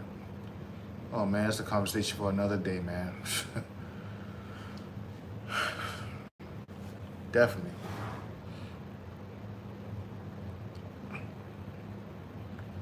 Only people who they label creeps are the guys who they're not interested in. The guys who they're interested in, they don't get those labels. Prince says, I didn't ask Hannah for her number. I just asked if she wanted to hang out. Maybe that was my mistake. But I didn't want to seem like I was trying to be fast. But you're right. Just move on to the next IG. Yeah, you should ask her for her number, man. And I talked to you guys about this one time before. Hey, Kobe, knock it off, man. Making all that freaking noise. That's my cat, and I'm sorry about that, y'all. Hey. Knock it off, bro. Anyway,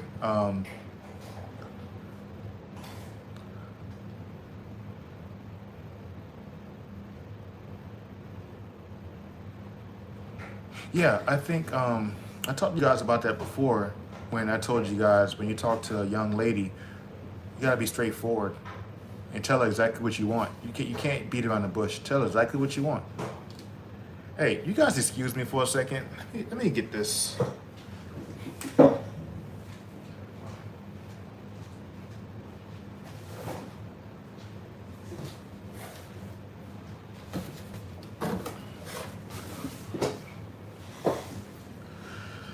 Anyway, I don't know what was wrong with my cat, man. He got a habit of biting stuff, man. Like he like to bite stuff. I've never seen a cat like that in my life. He likes to bite everything. Cats normally scratch and dig into stuff, but this cat bites everything. Like what the world is that? But anyway, Prince says, exactly, she feels nervous just like the guy does. Exactly. And you'll be surprised. Like Prince, let me tell you something, man. One thing I learned in my life, man, I'm serious when I say this, bro. A lot of pretty women, the women who you look at and be like, oh, she's so hot, she's so cute, blah, blah, blah. She'll never give me the time of the day. Let me tell you something, man. Those women are nervous just like you a lot of times. And a lot of times, they don't even get approached like that. A lot of the women who you see that's like extremely beautiful, they don't get approached like y'all think, man. Guys may look at them and be like thinking stuff, but they don't get approached that often because a lot of guys are nervous to get turned down. So when you are confident and you are able to go up to her and just talk to her like she a regular person, and you're able to like get her number and get her contact info, I'm telling you, man, like you are ahead of so many guys by just going up to her and talking to her, because most guys don't. I'm telling you, man, like I am telling you, bro, like most pretty women or a lot of the chicks you look at and think that they're super, super hot, they don't get approached like that because most guys is too scared. Boy, I'm telling you, you ever seen like a guy who's not that attractive talking to like a 10, and you be wondering, how did he pull that? That's why, because he wasn't scared to talk to her. He wasn't too shy to talk to her. He went up to her and he talked to her. And she loved his confidence. She gave him the time of the day. That's how guys who you may think that's not all of that end up pulling bad chicks. Because they talk to the women that most guys are afraid to talk to. And they're just confident. That's all it is in most cases.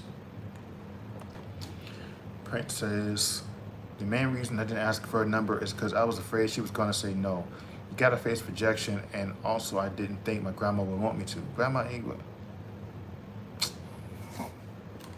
Prince,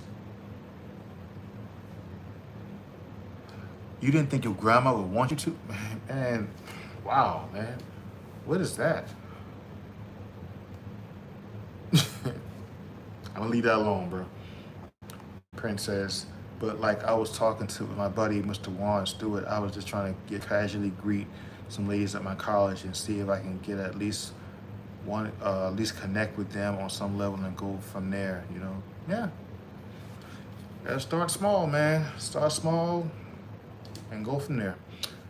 Because Mr. Stewart said when you take a risk, because there's both positive and negative risk like that dude at Walmart, and with the girls, they either are not interested or you may have a good convo. Try. Exactly. You don't know until you try. So I should probably next week, because sometimes I see a girl sitting alone and I think I should approach, but then I would want another guy buddy with me, but you have to stand alone. Man, Prince, you young, man, so you ain't really got it yet, but You'll get it eventually, man.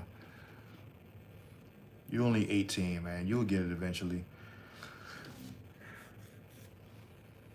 At some point, you'll get it.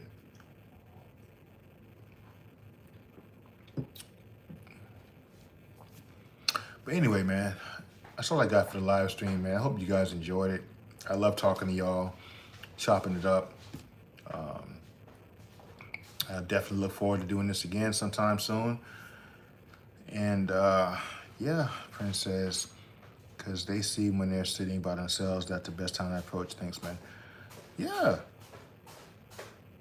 best time is when they're by themselves.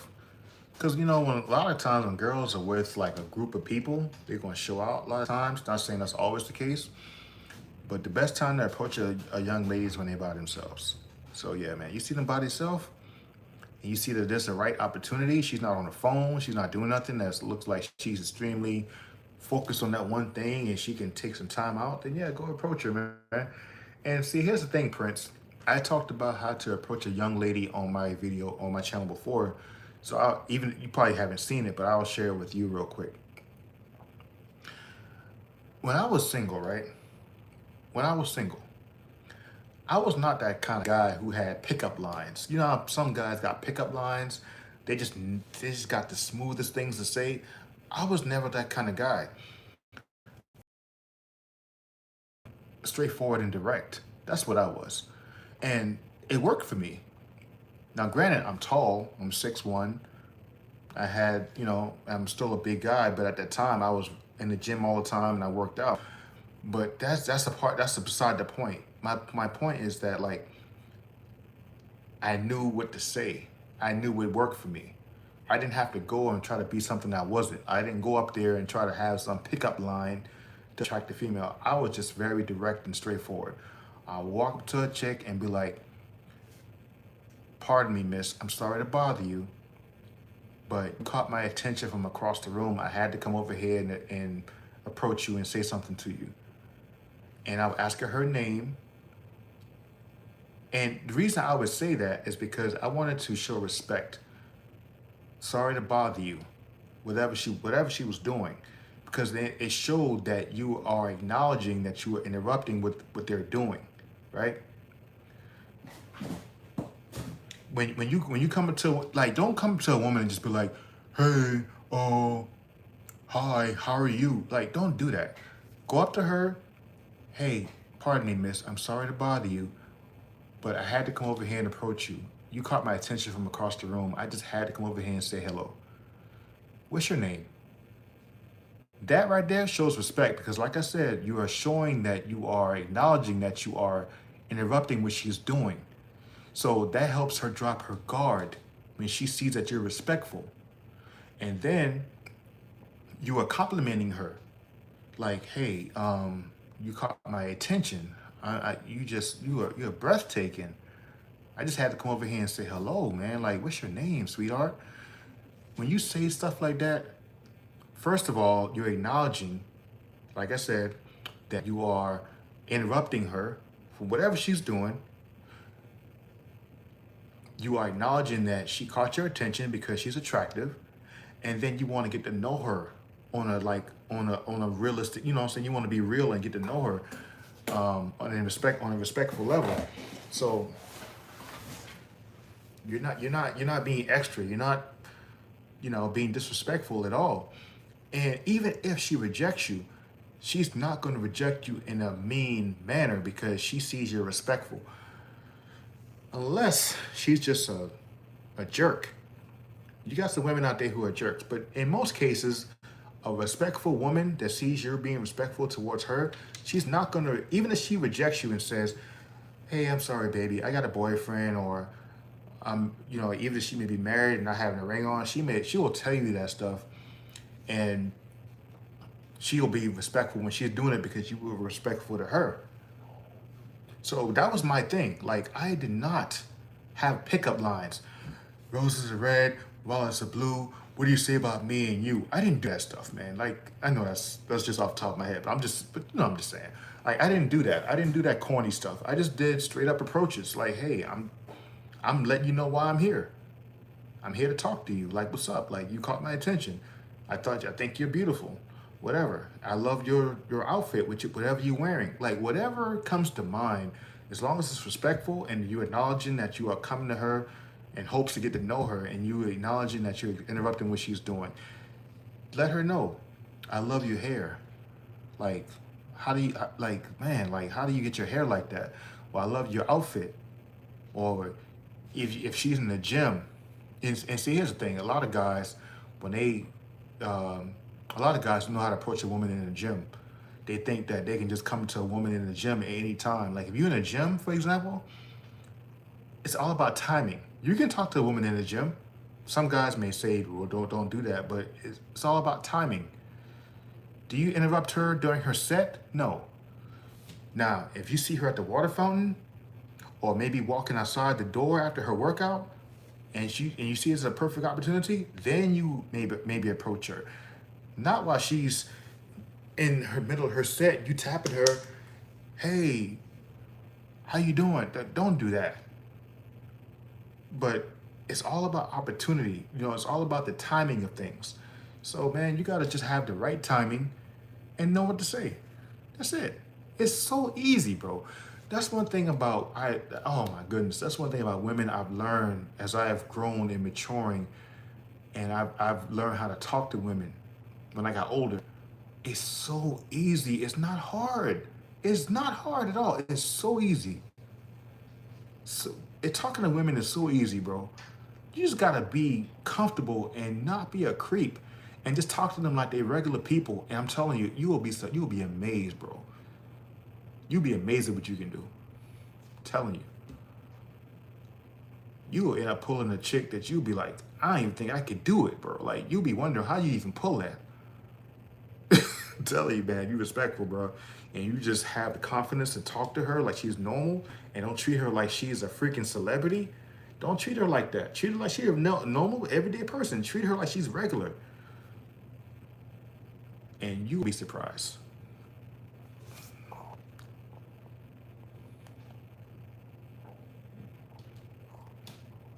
Jose says, hey, Mike, I hope you've been doing well. Yeah, I have, Jose. What's happening, man?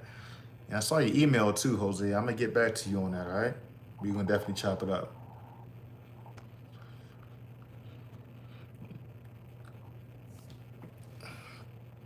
Prince says, whoa, that's a nice approach. Yeah, I'm telling you, it works, man. Trust me when I tell you, it works.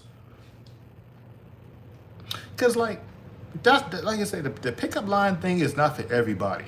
Like, pickup lines was never my thing because I just felt like for me, it was not genuine. It was disingenuous. So I would just be honest. Why am I over here? Because when you approach a woman, she already know why you over there, bro. Like she know you want to talk to her when you approaching her. So acknowledge that you're interrupting her and tell her why you're there. State your purpose. Why are you in her face? You're in her face because you thought she was attractive. You thought that, you know, she was beautiful or caught your attention or whatever the case. You want to get to know her. And then after that, set maybe a time where y'all can maybe link up again. Be like, hey, you know, so I have to go. I don't want to hold you up. I see you busy, but you mind if I take your number down? Maybe we can chat sometime or go out to lunch or something like that. Set a date. Try to get a date. And she's like, oh yeah, that's cool. You can get my number. Get her number and talk to her, you know, chat it up maybe later on. Maybe later on that night or maybe the next day, let her know, hey, it was nice to meet you. Looking forward to maybe getting out with you sometime. And then right around the time you're going to take her out, let's say if it's like a Friday, text her maybe that Wednesday or Thursday. Hey, can you get out tomorrow night? Can you maybe meet me for lunch or dinner or whatever? And boom, and then make it happen. It's not hard, man. It's not hard. Just don't be overly thirsty. Don't be overly like eager to talk to her, because when a woman sees you're too eager, she sees that you're too like aggressive with her. She gonna think that you just are so desperate and you don't have nobody, you don't have nothing going on. I'm telling you, that's how women are. When women see that you are too eager and too desperate, a lot of times you're gonna scare them off because they're gonna be thinking, man, he don't got nothing going on. He don't got nothing. Like he just totally just waiting on me. Nah, bro, don't do that. Make it seem like you got something else to do other than just waiting on her all day.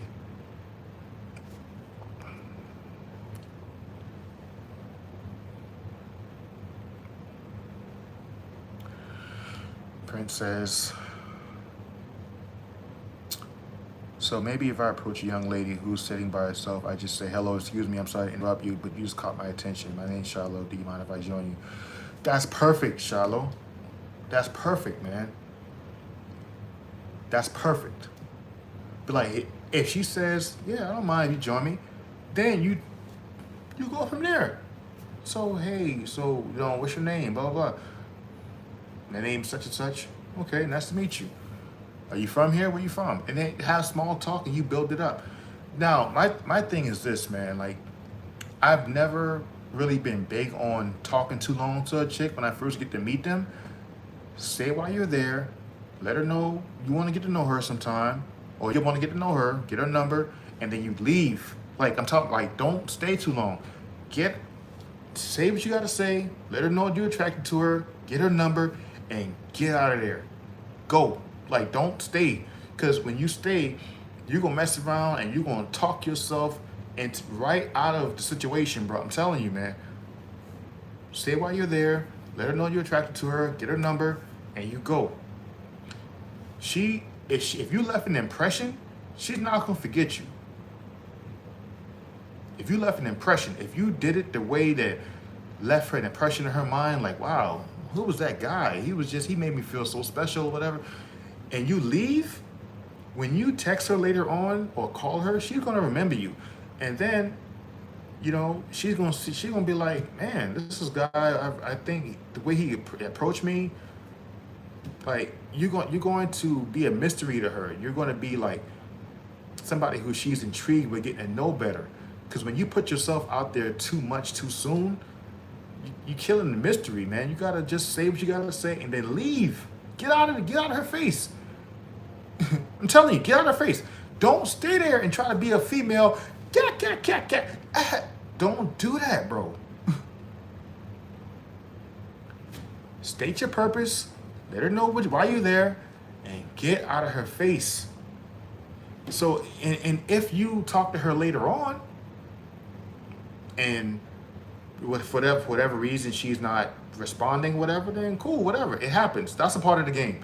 Don't worry about women who don't respond back or don't text you back. It happens to the best of us. Trust me. It's not you. You're not the problem. That's a part of the game. You're gonna get some women who may not respond when you thought they were gonna respond. It happens. But I'm talking about the women who are not playing no games, the women who you approach like that, that's really about, getting to know you. I'm telling you, man, you're gonna be a mysterious guy, because most guys, they just talk themselves right out of the opportunity. They just talk too much. Say what you gotta say and get out of her face. Plain and simple.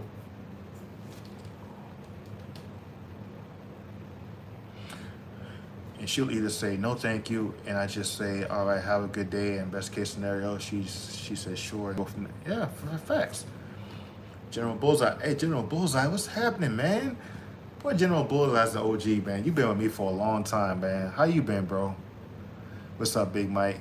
Reached 20 years on this earth, man. Gotta set myself in shape.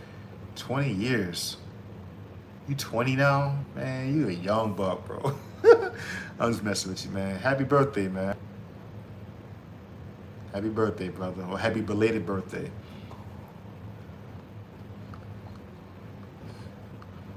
Yo, Enzo, I'm about to send you a gift. Hey, thank you. Thank you, Enzo. I appreciate that, man. Much appreciated.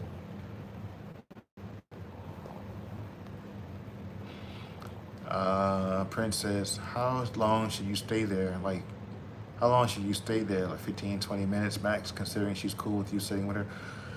I wouldn't, no, not even 15, 20 minutes. I say maybe 5. Maybe no more than 10. 5 is ideal, but no more than 10. No more than 10. But ideal is 5. Because, I mean, Why you? I mean, you don't need to say that much, man. When you first talking to her, bro, don't talk too much. A lot of guys, man, that's where they mess up at. And I've done it before. You know what I'm saying? I'm not gonna sit here and act like I learned from my mistakes. And when I was young, 19, 20 years old, not knowing no better, I talked myself out of the opportunity of getting certain women because I talked too much. I'm telling you, man, state your purpose, why you're there, get her number, set a date, get out of her face. She is not gonna forget you, bro. If you left an impression, she's not gonna forget you. Get out of her face, man. You don't gotta talk that much. You got plenty of time to talk later on when y'all really get to going out and knowing each other and stuff like that. If she's into you, she's definitely gonna want to see you again. Y'all got time to do all that other talking stuff later on. Don't talk so much off the rip. Your job is to make her talk. As a man, you don't talk. You just don't. Shut up. Shut up. Shut up. Don't talk. Don't talk that much. You ask her some questions, maybe blah blah blah, but let her do most of the talking. When you first get to know a female, I would say probably let her do 90% of the talking. Your 10% is just asking her questions. And then if she's into you, she's going to reciprocate those questions to you. She's going to want to get to know you better. But don't talk too much because then you're not going to be a mystery. Women love a mystery in a man. They love mystery. They don't like a man who talks too much. That's a woman's job. Let her do all the talking. Ask her what's her hobby and what she loves to do in her spare time, and she'll talk to you for 10 minutes straight about what she loves to do. If she's into you, she's going to talk your freaking head off. Let her do all the talking and just shut up. Telling you, man, it works. Don't talk too much with a woman that you're interested in, bro. Because a lot of men, they talk themselves right out of the opportunity, bro. They talk too much. And then the women's be like, oh, this guy talk more than I do. Or he act like a female. He act like one of my homegirls. You're just there to get to know her. And then I'm telling you, a woman who's into you, she's going to get to know more about you too. And then when you don't say nothing, when you don't volunteer too much information off the bat, she's going to be like, yo, how come he don't say nothing about himself? And she's going to get to wanting to dig into you and getting to know you, and let her dig that up out of you. Don't just volunteer it like that. Make her do most of the talking. It works, trust me.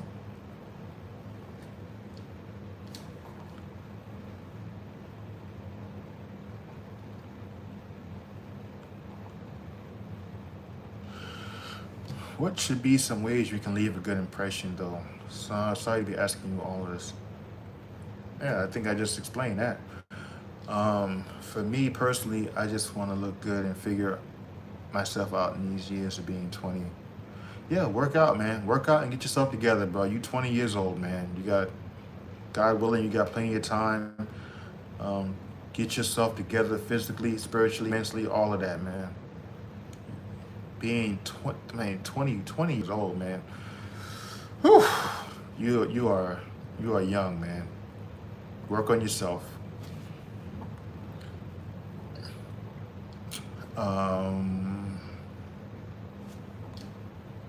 Says like I should definitely not mention my radio show stuff because that's revealing too much at the beginning, right, Big Mike? You want to be a sort of a mystery man. Exactly. Don't talk about that. Make her dig. That's almost like Prince, right? I want to make this a comparison. It's almost like when you are with a woman on a date, right? And you pulling up right in front of the restaurant because you want her to see what kind of car you're driving, or you want her to see your watch. So when you're talking to her, you're doing all of this. You know how people who want to show their watch, they be doing all this stuff. They be like, yeah, so, like they do all this nonsense with their jewelry because they want to show off what they have.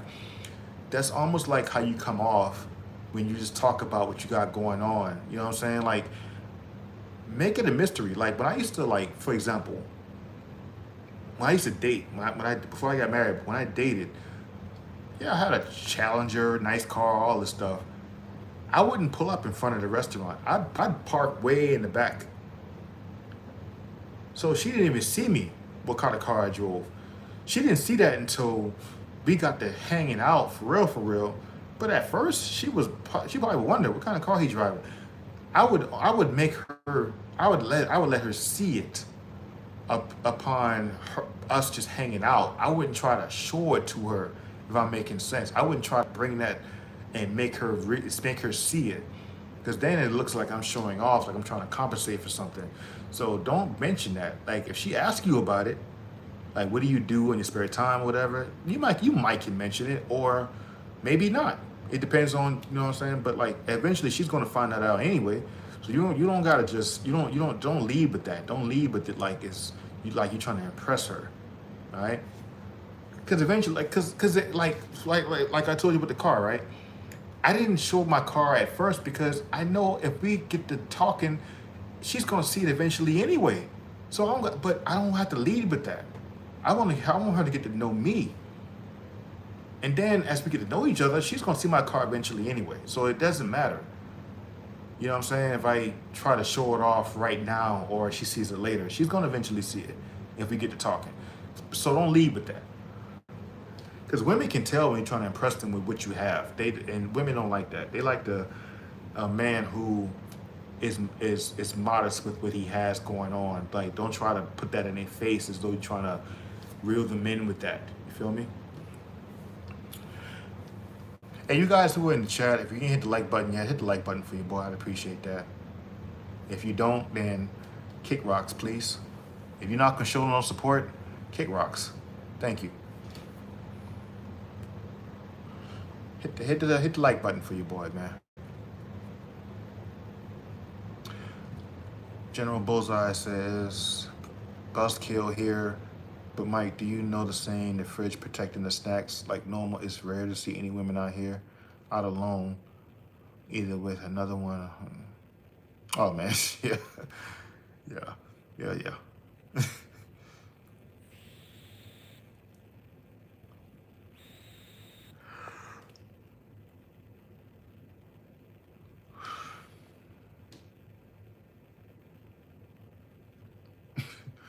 That's how it be. That's how it be, General Bullseye. Oh yeah, I definitely seen that. I've been through that myself when I was single. Prince says, what do you mean by saying the homegirl's doing the talking for? Prince says, Big Mike deserves 50 likes for real. And I don't know, whatever. I let people do what they want, but I just try to remind them to hit the like button, but I'm not trying to beg for no likes. But people be, oh man. You know, I see that, man. It's not my channel only. It's most people don't hit the like button. For whatever reason. I don't know why. Most people don't hit the like button. Like even with the popular channels that have like a million views, you'll only have, I've seen videos of like 1 million views and only 30,000 people hit the like button out of 1 million. That's crazy. Out of 1 million, only 30,000 people hit the like button. That's a lot of people who ain't hit the like button, so it's whatever though. Big Mike, sometimes my chat is going so fast I can't keep up, and sometimes it's so dead I want to end the stream. Well, yeah.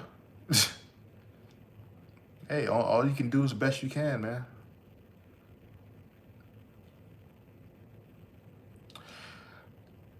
Yeah, whatever, Black Democrat. I'm not even going to read your comment.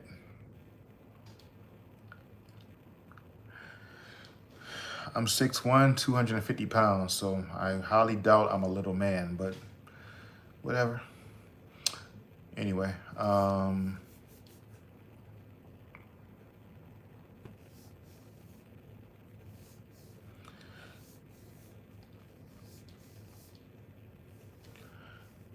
yeah, man, like when it comes to my chat, I mean, I keep up, but like if I miss anybody, and I missed them, I mean, it's not intentional. General Bullseye said, how's the old lady, Big Mike? How are you doing?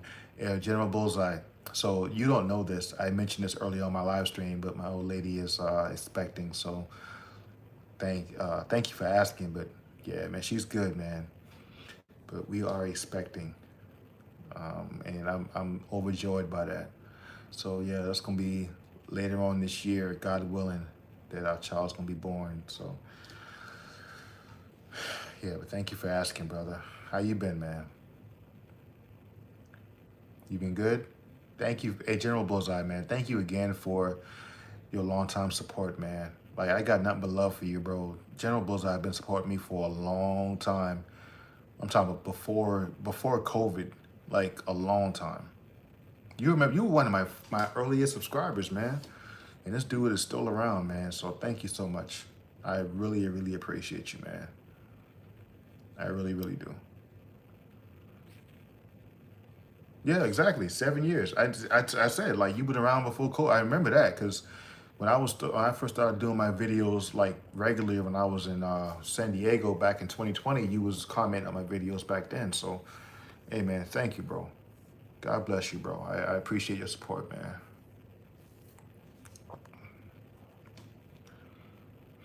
Prince says you miss 100% of the shots you don't take. Exactly. That's all it is, man. And the thing is, man, like I never fear. Well, I wouldn't say I never. I used to fear rejection when I was younger, but once I got to be a little bit older, and I realized that, like, man, look, it's gonna be what it's gonna be, man. Like, you're gonna get told no sometimes, and sometimes you're gonna get accepted. It happens to everybody. Um, don't take it personal. Don't take a no personal. You know what I'm saying? Like, just shoot your shot. Because one thing that I've realized is that being told no, it sucks. But you know what really sucks? Is not taking no shot at all. That's because then when you don't even try, you don't know what would have been. You don't know. At least if you ask and you get told no, at least you know, okay, well, nothing else I could have done because I tried. But when you don't try, that one burns, bro. Cause like for example, y'all ever had like let me answer me this, you guys. You guys ever had like a chick you seen like when you was walking around, you might have been out doing your thing, grocery store, post office, or whatever wherever you at. And you seen a bad chick. You were like, man, she's so gorgeous. And you let her beauty like intimidate you and not saying nothing. You don't even try to talk to her, right? And then that be in your mind all day. You be thinking about, man, I seen this bad chick earlier, man. Like I didn't even try to talk to her, nothing. And it stings because you don't know what could have been. If you had tried to talk to her, who knows? You might have pulled her. You might have got her. But you didn't try because you got scared. You let fear take over and you didn't even try. That burns. Because what if you did try? You might have got it. You might have gotten her. Who knows? You might have. You might have. But you would have never known now because you didn't try. But at least when you try and she says no, you can at least be at peace with that. Like, okay, well, shoot. Yeah, it sucks she said no, but at least I tried. Man, not trying, that burns a lot more than being told no. Trust me.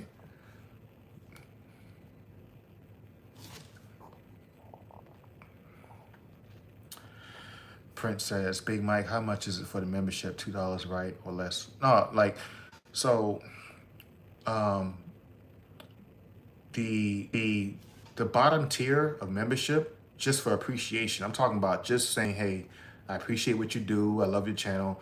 That's only 99 cents a month. And then I have I think it's a 199 for like extra perks and stuff like that. I'll explain it more later on. But if you just want to show basic support for the channel and without, anything crazy, nothing like that, just say, hey, Mike, I love your channel. That's only 99 cents a month. But then I got two other tiers. And like I said, I don't advertise it that much because I don't care about money. People, I just don't. Like, I don't care about money. I don't do this for money. But let's not act like money's a blessing, but I try not to lead with that. You feel me? I got a 99 cents, a 199, and a 499 membership. But it just comes with different perks and stuff like that. Of course, 99 cents is just to show your appreciation. The 299 or 199 is like you get like I didn't even look at at it for a while. I think it's like you get like social media, um, video calls, stuff like that. I shout you out, and I do members only videos, and then there's other ones where we can do I think the $4.99 per month is when I can do a video call um, once per month, in addition to all the other perks. So anyone who wants to like have a one-on-one conversation with me and talk about whatever, I don't care what it is, then those are that's the top level membership. But the basic one is just 99 cents a month, just to show you love for the channel, man.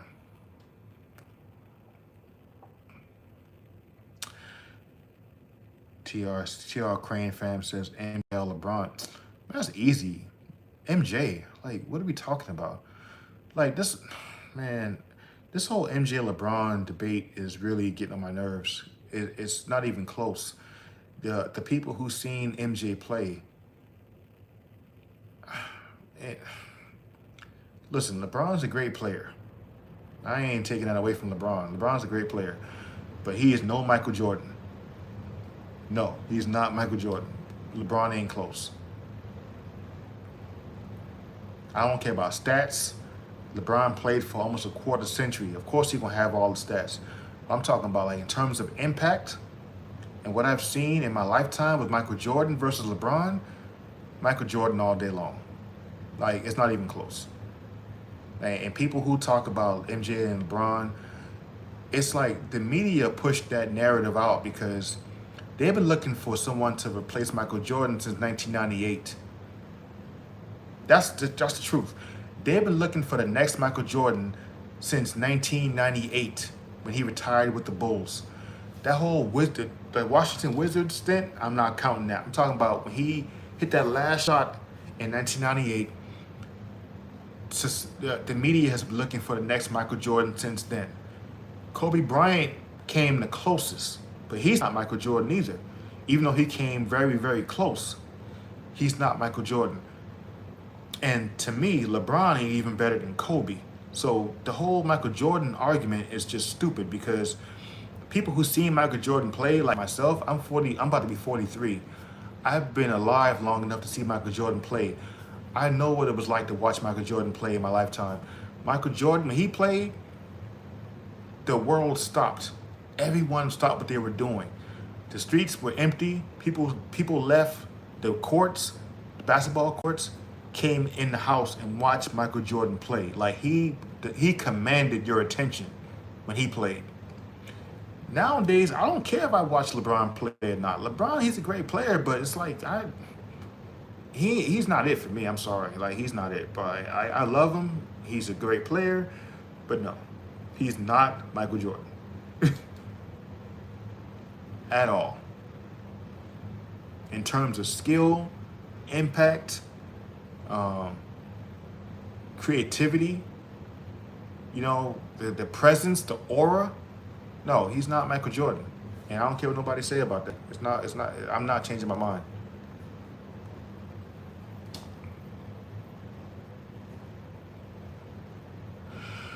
Should I enjoy my 20s or quickly plan it because I got one?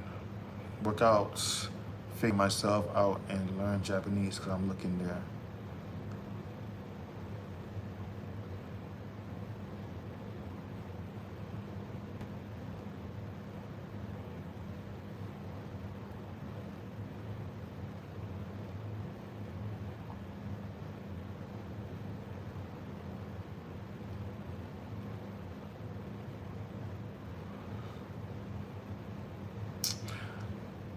All right, General Bullseye, should I enjoy my 20s or quickly plan it out because I got one? Workout, figure myself out and learn Japanese. I'm looking at. Yeah, get yourself together, man. You're only 20. Get yourself together right now.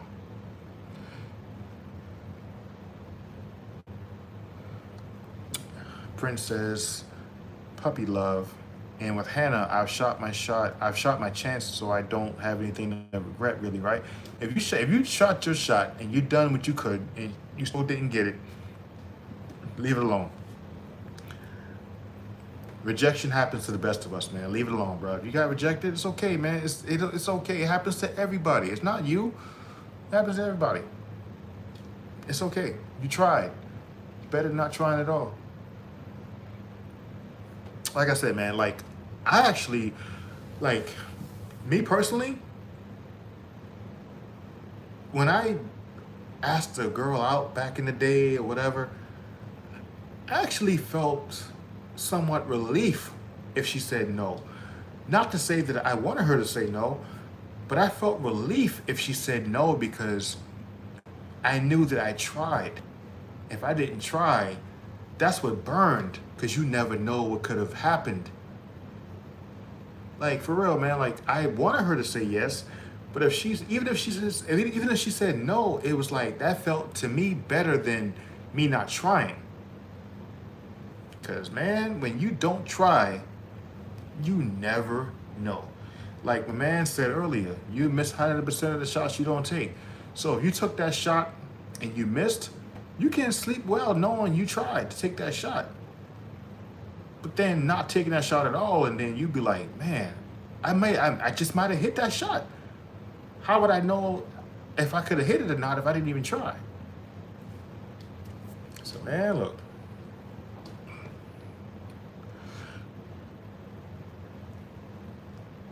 Jose says, Mike, I agree with you. You have to try at least. Exactly. You got to try.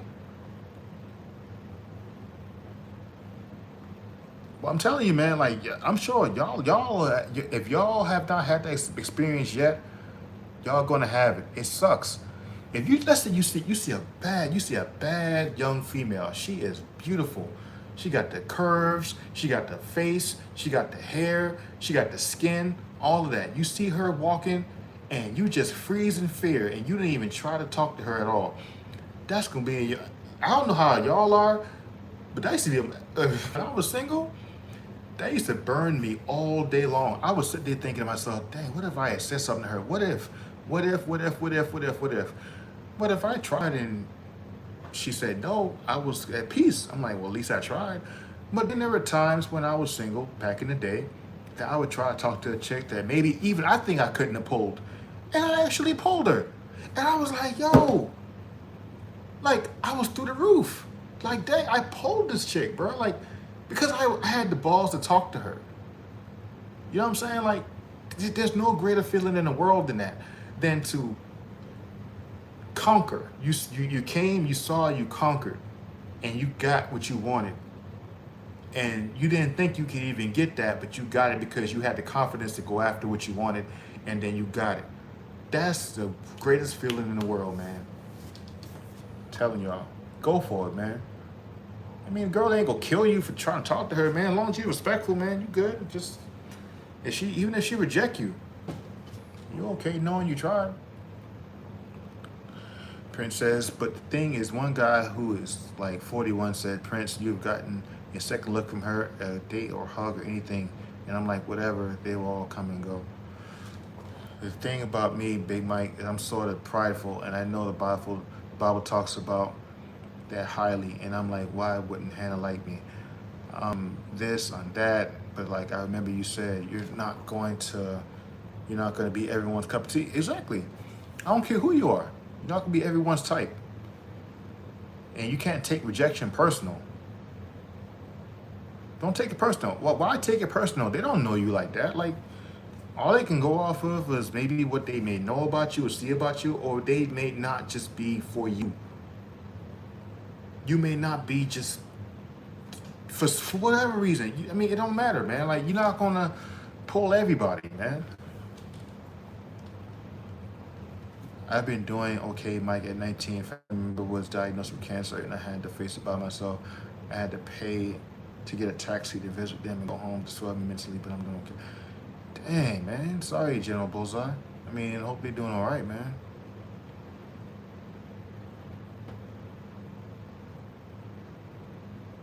I mean, hang in there, man. I mean, I know it's a tough thing to deal with, man, but man.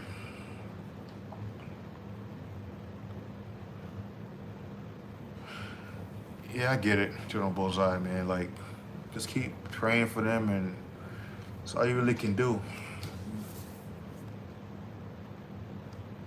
Yeah, unfortunately, it's a part of life, man. So, but I get it. But man, anyway, you guys have been great. I love you guys, man. But I gotta go.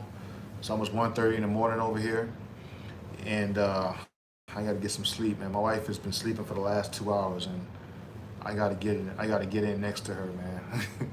But let me see. Before I go, let me read these couple comments. Prince says, "God bless you and your family. I'll hit you up tomorrow when I find time. Hope to see you again soon. Remember, everybody, you miss 100% of the shots you don't take. Get off the sidelines." Exactly. Get in the game. Get off the sidelines, man. General Bullseye said, "I had to halt everything like I paused my progression because of them."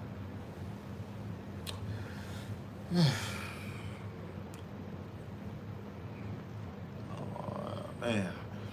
Jerome Bullseye, you can hit me up too in my email, bro. Hit me up at AskBigMikeRTTV83. AskBigMikeRTTV83 at gmail.com. Okay. Like I told Prince. Prince hit me up as well, and Jerome Bullseye, I would love you. I'll love you. Hit me up too, man, because I'll talk to you. I love to talk to you offline about whatever you got on your mind, man. So hit me up, man. Let's chop it up, all right? But anyway, you guys, I love y'all. Y'all be blessed. Take care. I enjoy talking to you guys, just chopping it up. Man, you guys who support the channel, I so much appreciate you guys because y'all keep me going even when I get discouraged. You guys who let me know how much y'all love the content, y'all really keep me going, for real, man, because this ain't easy. Getting on here, talking to you guys on YouTube is not easy, man, but you guys who show support and y'all rock with the channel, I love y'all so much because y'all really, really keep me going. Believe me when I tell you. Man, thank y'all. Thank y'all for y'all support. You guys be blessed. Take care. Really take care. Be safe out there in these streets and make good decisions, man. You know what I'm saying? This year is all about self-improvement, you know, getting closer to God. Like, that's my goal this year, is get closer to the Lord. And yeah, man, just be better. Be a better person, you know, like be a better human being.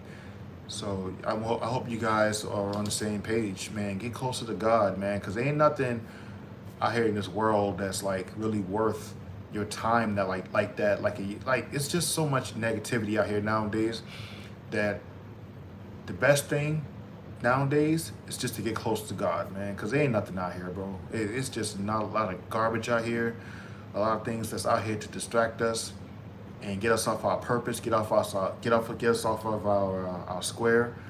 And I feel like it's just a lot of stuff is just a waste of time, man. So the main thing right now this year is just to get closer to God, being centered in yourself, and doing the best you can to be the best version of yourself, man. So you guys who are who feel what I said, just hit the like button, y'all. You know what I'm saying? Hit the like button. Let me know y'all, you know, show y'all support, and I wish nothing but the best for you guys. I really do. Prince says, "Thank you for this, Big Mike. I needed this." Hey, man, God bless you, man. You know what I'm saying? I thank the good Lord for being here and being able to impact, you know, yourself and others, man. So I'm humbled by that. I'm humbled that you took something from this. And I really mean that when I say that. All right? But I love y'all, man. Again, y'all take care. I'm about to get to bed. Y'all be blessed. Again, till next time, Big Mike checking out, man. Peace.